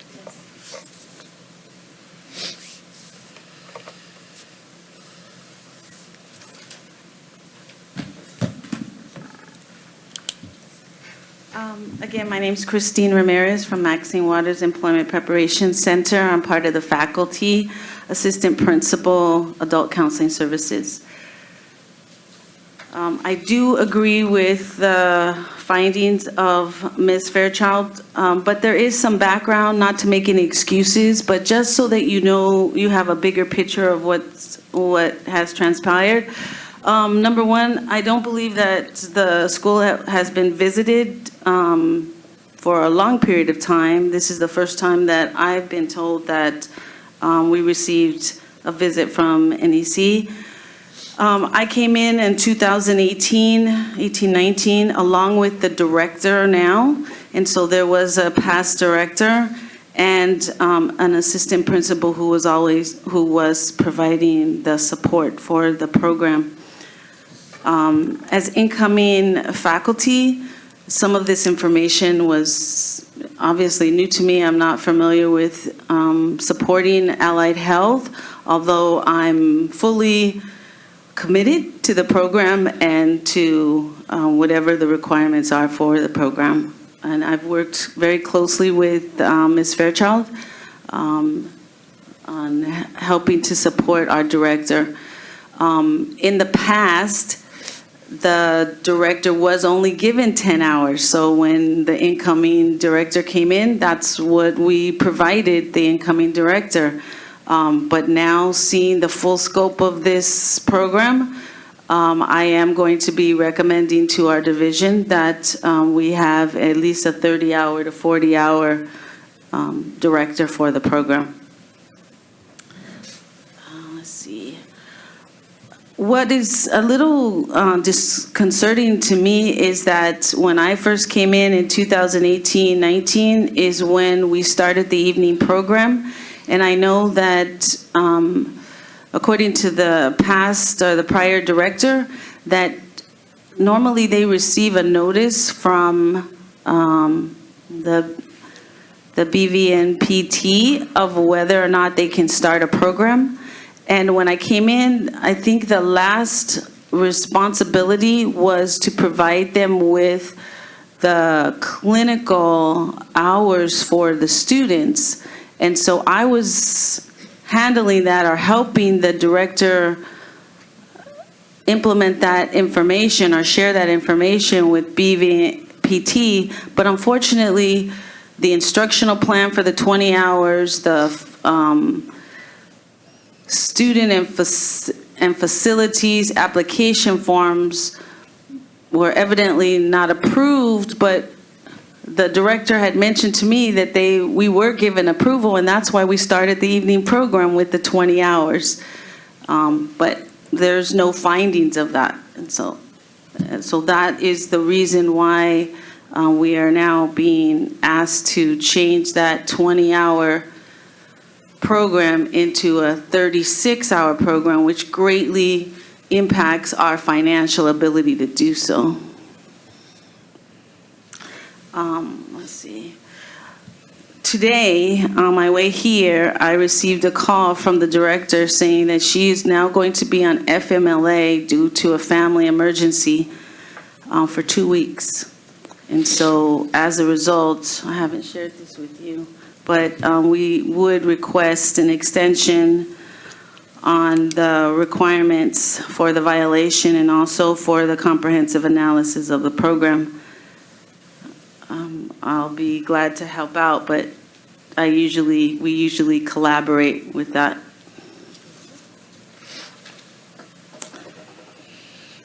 Let's see, what else? Ms. Fairchild did mention that we are now a part of the, it's called Centralized Clinical Placement System. And we're working, our division has paid for that service, and now we are working very closely with them for our clinical placement. One other thing that I didn't mention is our morning program had one teacher who was not only the clinical instructor, but the theory instructor, and we had another teacher who was the clinical. So we had 2 clinical instructors and 1 theory instructor, and the teacher unexpectedly quit. And so it put us at a disadvantage in providing services for the student. In addition to that, one of our evening teachers also quit. It seems it was more lucrative to work in a nursing facility than to teach in LA Unified School District. Everywhere. Yeah. So we're having trouble in that respect. I'd like to just mention to Ms. Fairchild and to the board that, I mistakenly said 8 for the morning, but one of our morning students has quit, so it's 7 for the morning. We have 8 plus 4 or 12 in the evening. Let's see, what else?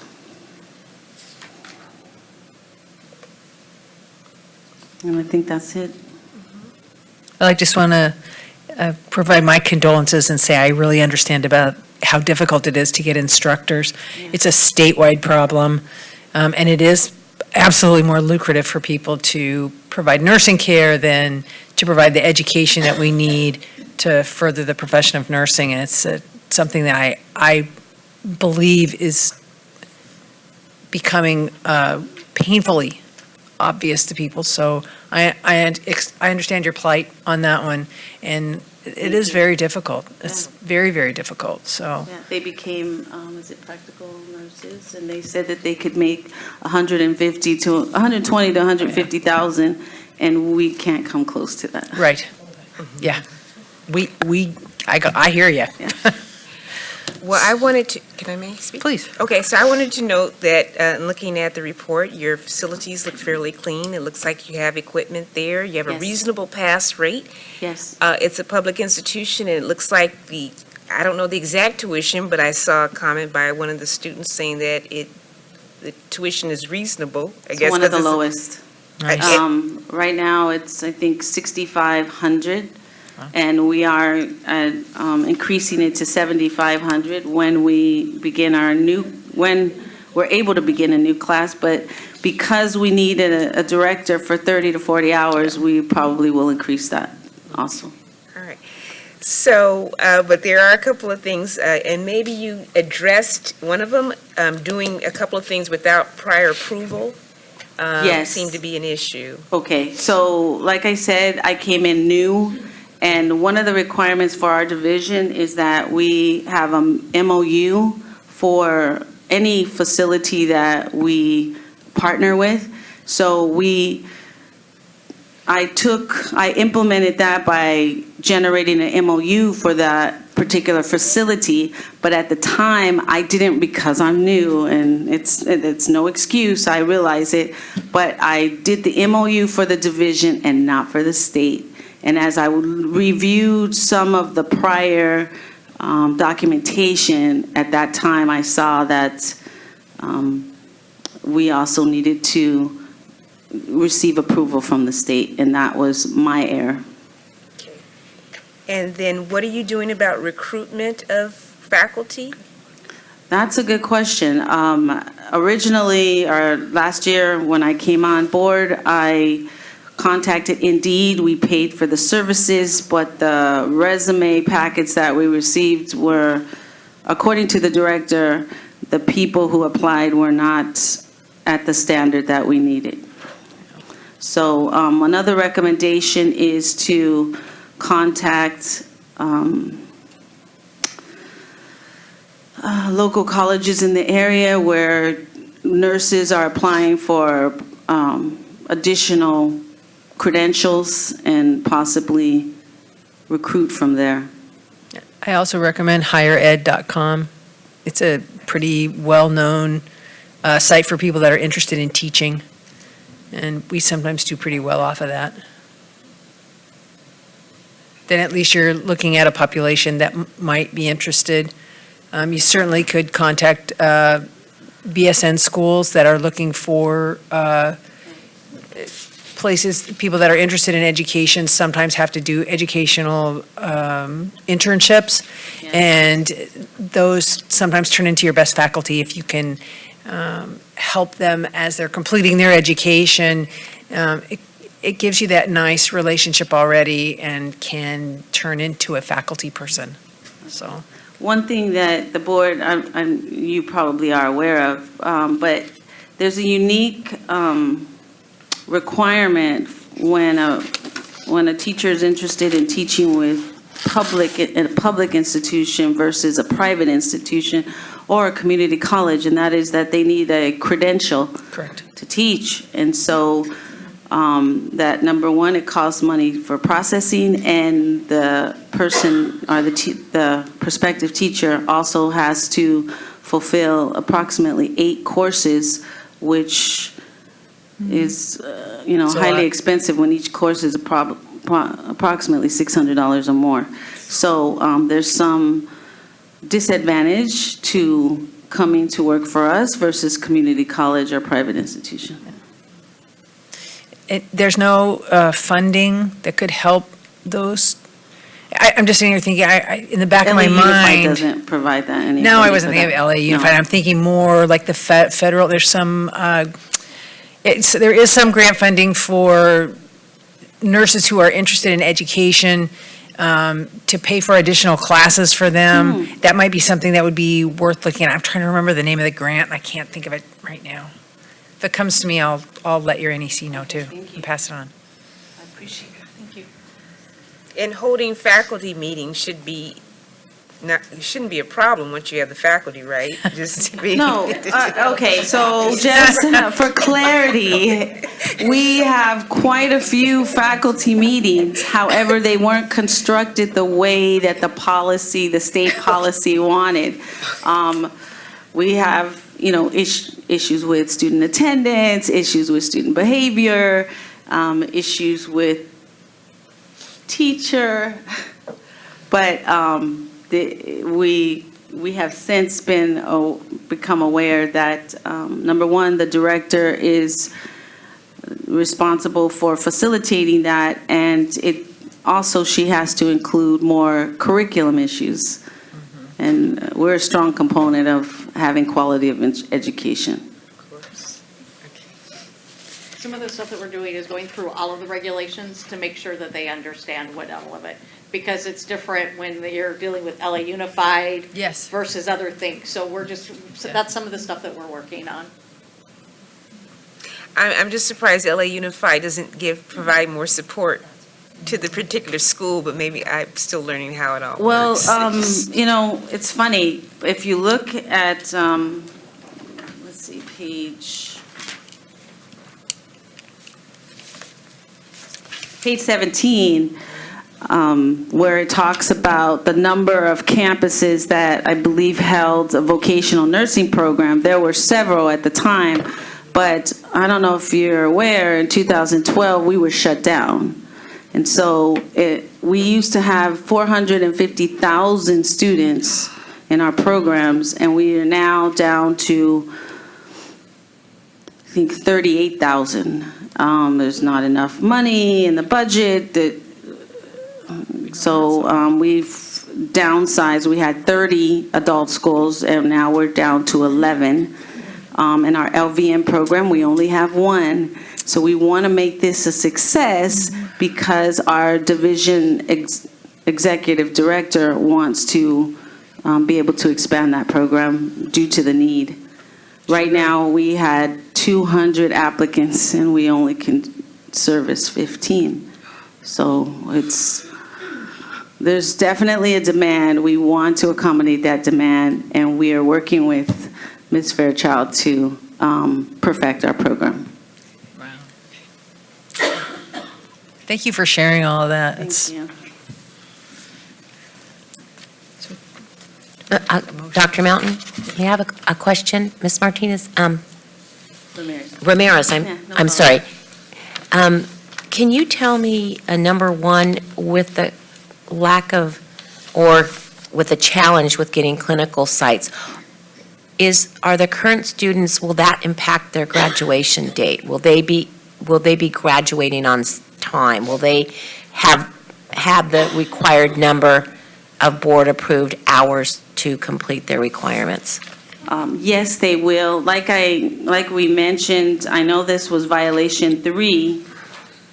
Let's see. Just a minute.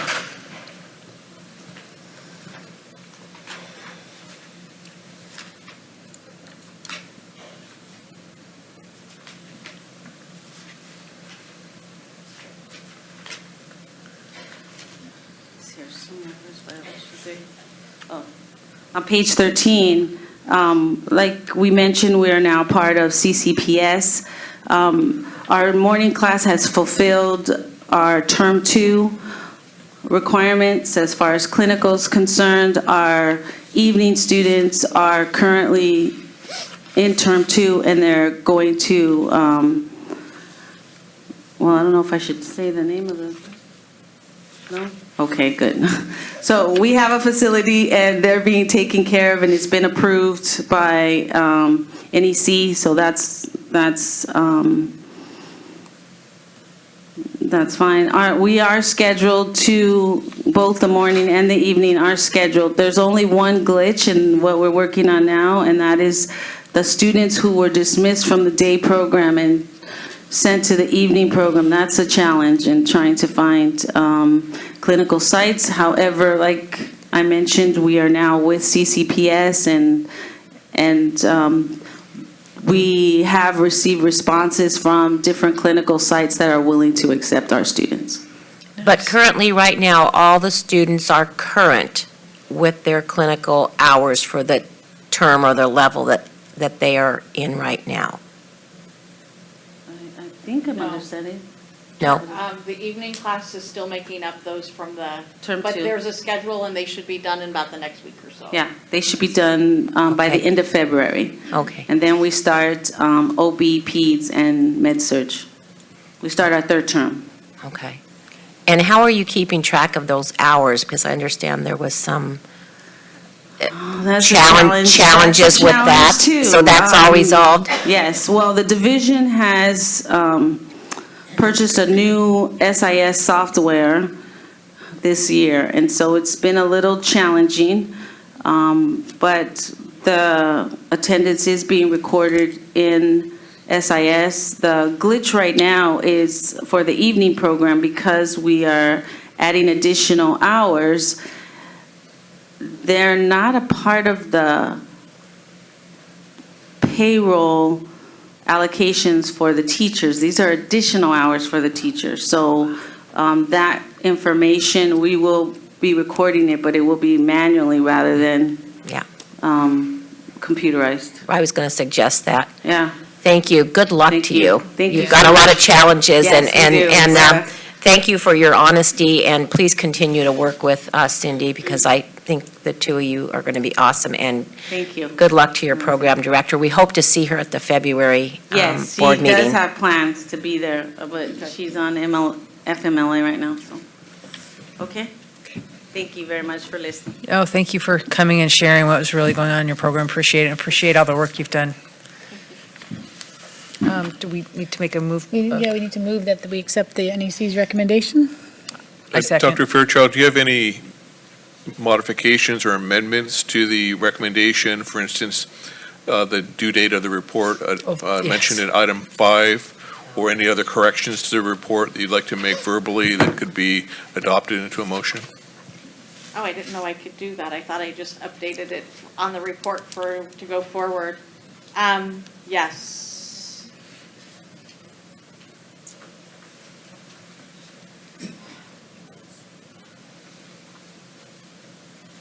All right, let me find where. I think you said February 1st? Yeah. Yeah.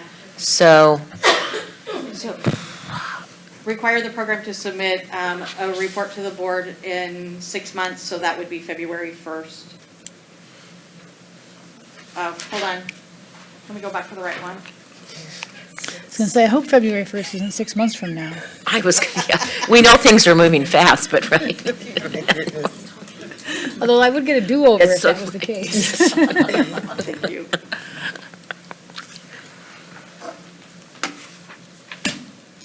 Okay, so number 4, require the program to correct existing violations and submit documentations of all violations no later than January 24th, 2020, will be changed to February 3rd, 2020. Require the program to submit a report to the board by February 1st, 2020, will be February 10th, 2020. Is there enough time? Is that enough time? Is there enough time with the family Yeah, leave? that's, I was gonna say, we need to, I was gonna ask, when will she be back? She's not coming back till 2 weeks from now, so It's going to be February 10. she's not coming back till February 10th. I mean, Okay. it's not, I don't know how. Let's what go you ahead feel and change about me the, working. let's get the dates. Okay. We'll work together until Madeline comes back Okay. to start looking at the documents, Okay. and then she'll pick up and catch up. But we need to keep moving forward. So you want to keep the dates, is that what you're saying? No, we're Just gonna gonna extend extend the them dates. until Madeline. So, so instead of February 3rd, Let's see. Madeline doesn't come back until February 17th. No, 10th, let's see, this one, she comes back. Back February 10th. So let's give her until February 18th Okay. instead of February 3rd for the attendance documentation and for the violations. And then the report instead of February 10th, do February 25th. Okay. So February 25th for the report, February 18 for the attendance And violations. and violations. Okay. Would you like to revise your, So revised. okay. I second. Could we have a vote? Yes. Yes. Yes. There should be public comment. Sorry. Call for public comment, additional public comment. All right. We'll make every effort to meet the deadline. Okay.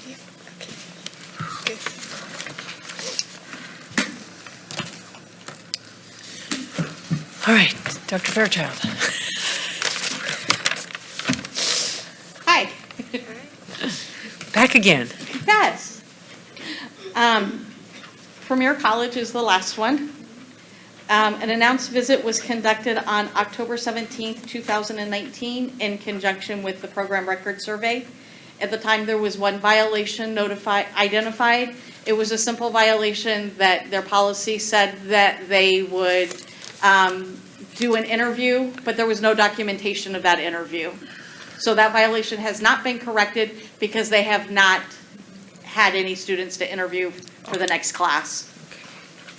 So then on October 24th, 2019, the board received a complaint from students being harassed by faculty, concerns related to delivery of content and not attending clinicals.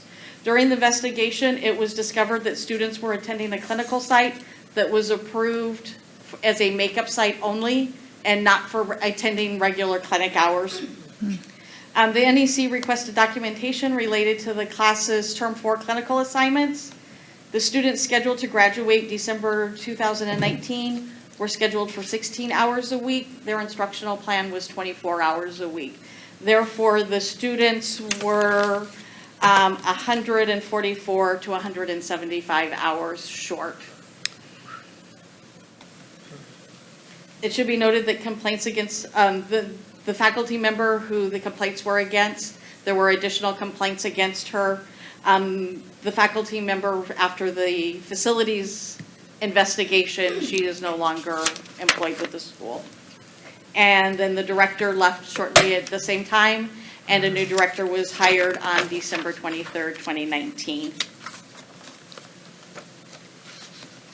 Then based on the October 2019 to December 2019 NCLEX PN results, so fourth quarter, their average pass rate is 62%,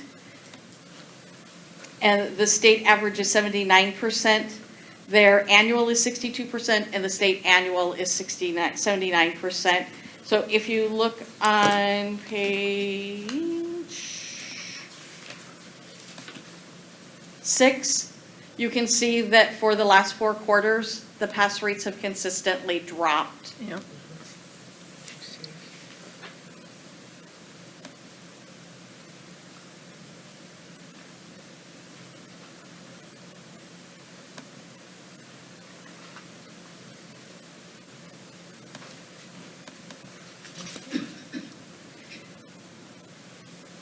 For the clinic site that did not, that was not approved, for a regular site is now approved. So the students who had attended, while it was unapproved, they did make up those clinic hours.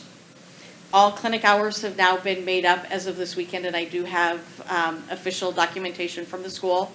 They were submitting all of the weekly sign-in sheets, so I could document to know that they were actually following through and completing them.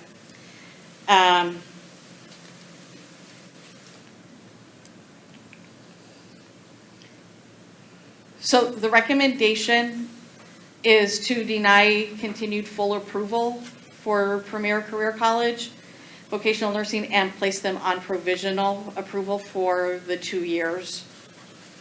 Require the program director to submit all clinical rosters. That has been completed, so that recommendation can come off. Require the program director to submit documentation demonstrating that the class completed all hours. Again, that one can be deleted because that has been completed. require the program to submit a board report in 6 months. They actually have already submitted a report with a very nice outline. I'm still going through it in detail, but they have really outlined where their problems are and what they're going to do with as far as recruitment of students, faculty development, including mountain measures. Nice. Nice. Mountain measures is a way that you can look at NCLEX. You don't know who the students are, you don't know what the questions are, but that way you can analyze what areas are being missed and which areas are strong in. Did I say that right? Yeah, absolutely. So it is a really good tool for schools that really need to do a deep analysis of their program. Require the program to provide no less than 1 instructor for every 10 students in the clinical experience. Continue to require the program to obtain board approval prior to admission of additional students. Continue to require the program when requesting students to submit their documentation 2.5 months before. The rationale: during the complete evaluation of the program survey, there was the one violation that, again, it has not been corrected because they have not had students. They were originally having to request, they did not have ongoing prior to the PRS. So because of the pass rates and because of the investigation, I had recommended during the executive officer review to deny the class. During the investigation, the student complaints, that's when the 3 additional violations were found and they've been corrected.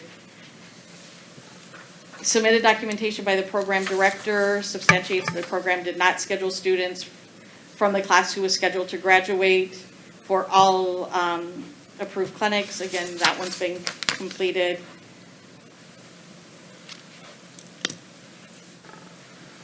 The class, the 288 hours has been met for term 4.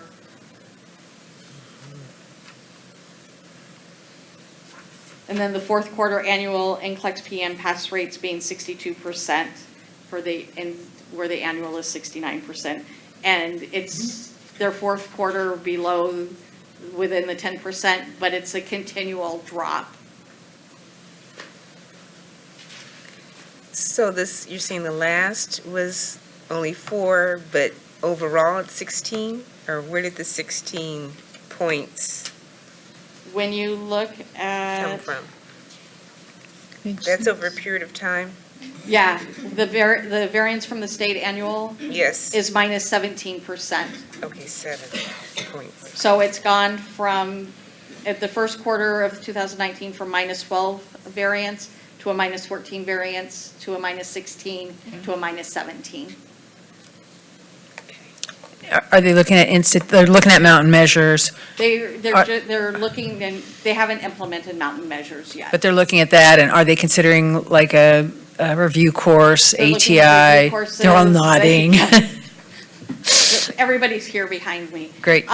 So they're looking at their admission policies. They're looking at their faculty. They're looking at their assessments and how things are presented and making sure academic rigor is being followed through. They're looking at the review class. They're looking at how they're utilizing ATI and making sure it's implemented throughout the entire program as recommended by ATI. Nice. Further questions from the board? Public comment, would I'm not sure who's here, but the people that are here, can you send someone to be a representative who's going to speak?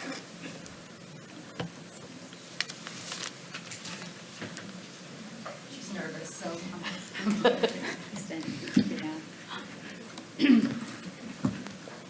Thank you. My name is Alice Campbell, and I was hired, and my partner and I were hired to help with the evaluation of the program and make some recommendations as required. My name is Ophelia Layugan, and I was just recently hired to be the program assistant director, and this is actually my first day. And Wow. welcome. Yes, yeah, that's why I'm so nervous. But I am very excited to be part of all of the revamps that are going to happen, because I'm a staff developer actually in my profession, and I want to make sure that we have graduates who are highly qualified to do what they're supposed to do.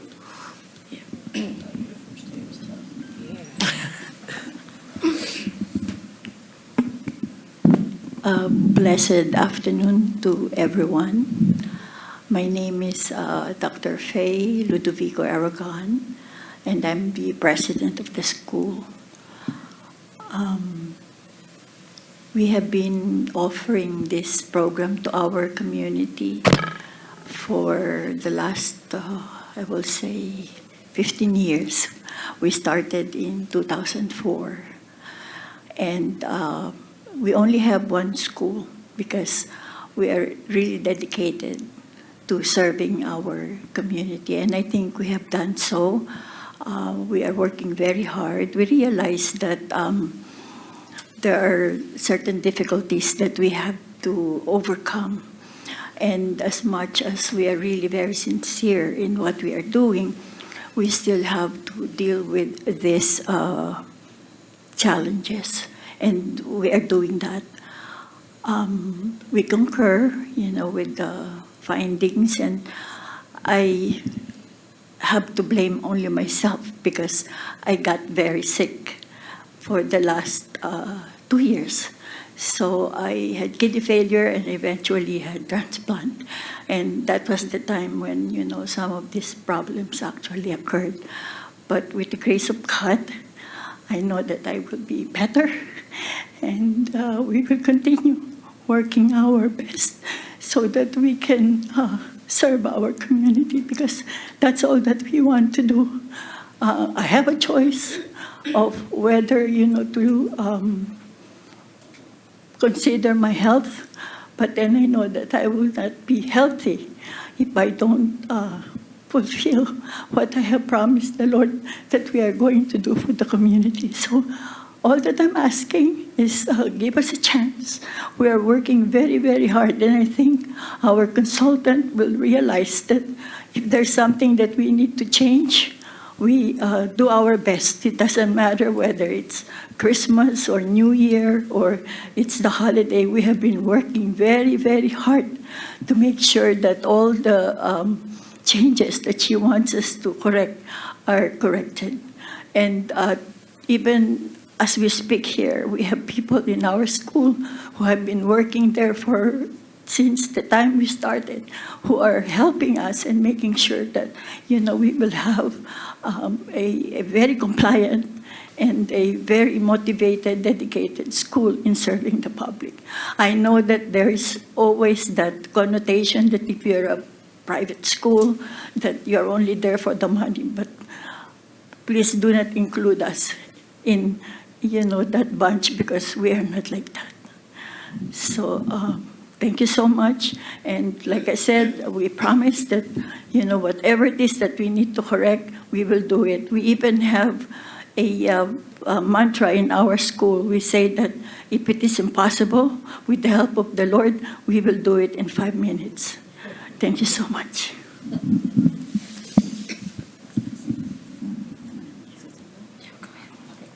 Just to add that, it took us a while as soon as we heard that we had to do this full analysis, the whole school, it took a village, and everybody participated in ensuring that they had a piece of it, from admission to everybody. And then we had a meeting before we even handed over the draft to Dr. Fay, and we went through it, and they're vetted into making sure that all the changes are going to occur. And as far as the NCLACs, this cohort that's just completed, cohort 50, they are in the process of, we hired an external vendor to come in, and she is one with high reputation. She's shown that, she can make our 69 perhaps go to 79. We're hoping that we're within the annual pass rate. And so the 21 students are now starting tomorrow. They're going to go for a 1-week review, and after that, right now they're in HESI. We've converted over to ATI. So we're going to have the dashboard that we're going to use to monitor every student. And with the NCLEX test plan that's coming up, and also the NGen, we've talked to our consultant, and we're working together to make sure that all that's done before April. So that is another implementation that we're doing as well. And faculty are being trained up to use the ATI, and as we all know, ATI is, they feel, a lot of the faculty don't feel very confident in using that. And so, well, for many reasons. They're not computer lit, number one, and it's a hassle to some of them. So we're making sure that they get trained up. We're working with the ATI educator to come in and do some training, and we're going to continue to follow up, and we're going to stay with Dr. Fay until we make sure that all this is really being implemented. So just to say that the whole school is really vetted into making sure that, we have good outcomes moving forward. What was the other program you guys are implementing for faculty? Max Knowledge. Max Knowledge. Yeah. Max Knowledge is an online training platform where you can go in, and if it's student success, if it's managing difficult students, teaching styles, those kind of things. So they can do it from home. Because one of the problems is not being able to get them all in one group. So they actually can, and they get CEs for this too. So, yeah.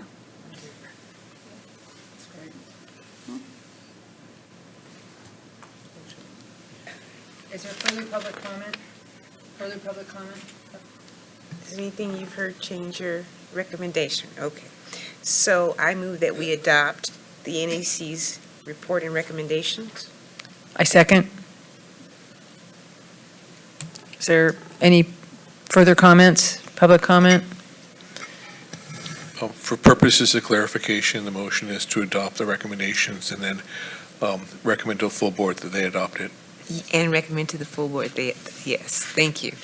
I do have one question, I'm sorry. Sure. Can I still add? Yeah. Can I ask the question? So I know that we have to do the report in it's due in 6 months, right? So in the meantime, we can't ask for a replacement class while we're in the process of being provisional?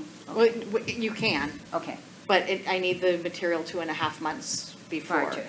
So if this February board That's a meeting would good be too question. soon. Right. So if you want, then it would be the May board meeting request. Perfect. That was a good question. All right. Yes. Yes. Yes. All right, I think that concludes that part of our business of number 9. Thank you, Dr. Silverman. Are there any public comments that were not on the agenda? Is there anyone who'd like to come forward? Are there any suggestions for future agenda items?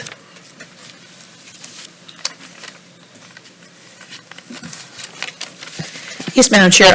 Actually, I'd like to recommend that the committee place probably a permanent item on your agenda, which would be reviewing the goals from the strategic plan pertinent to this committee. Okay. That's a good suggestion. And are we to follow up with the procedure format?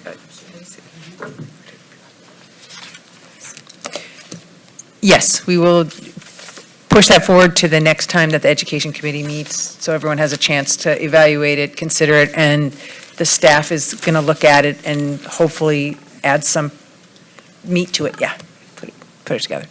Are there any further suggestions or comments? If not, this meeting is adjourned at 4:32 p.m.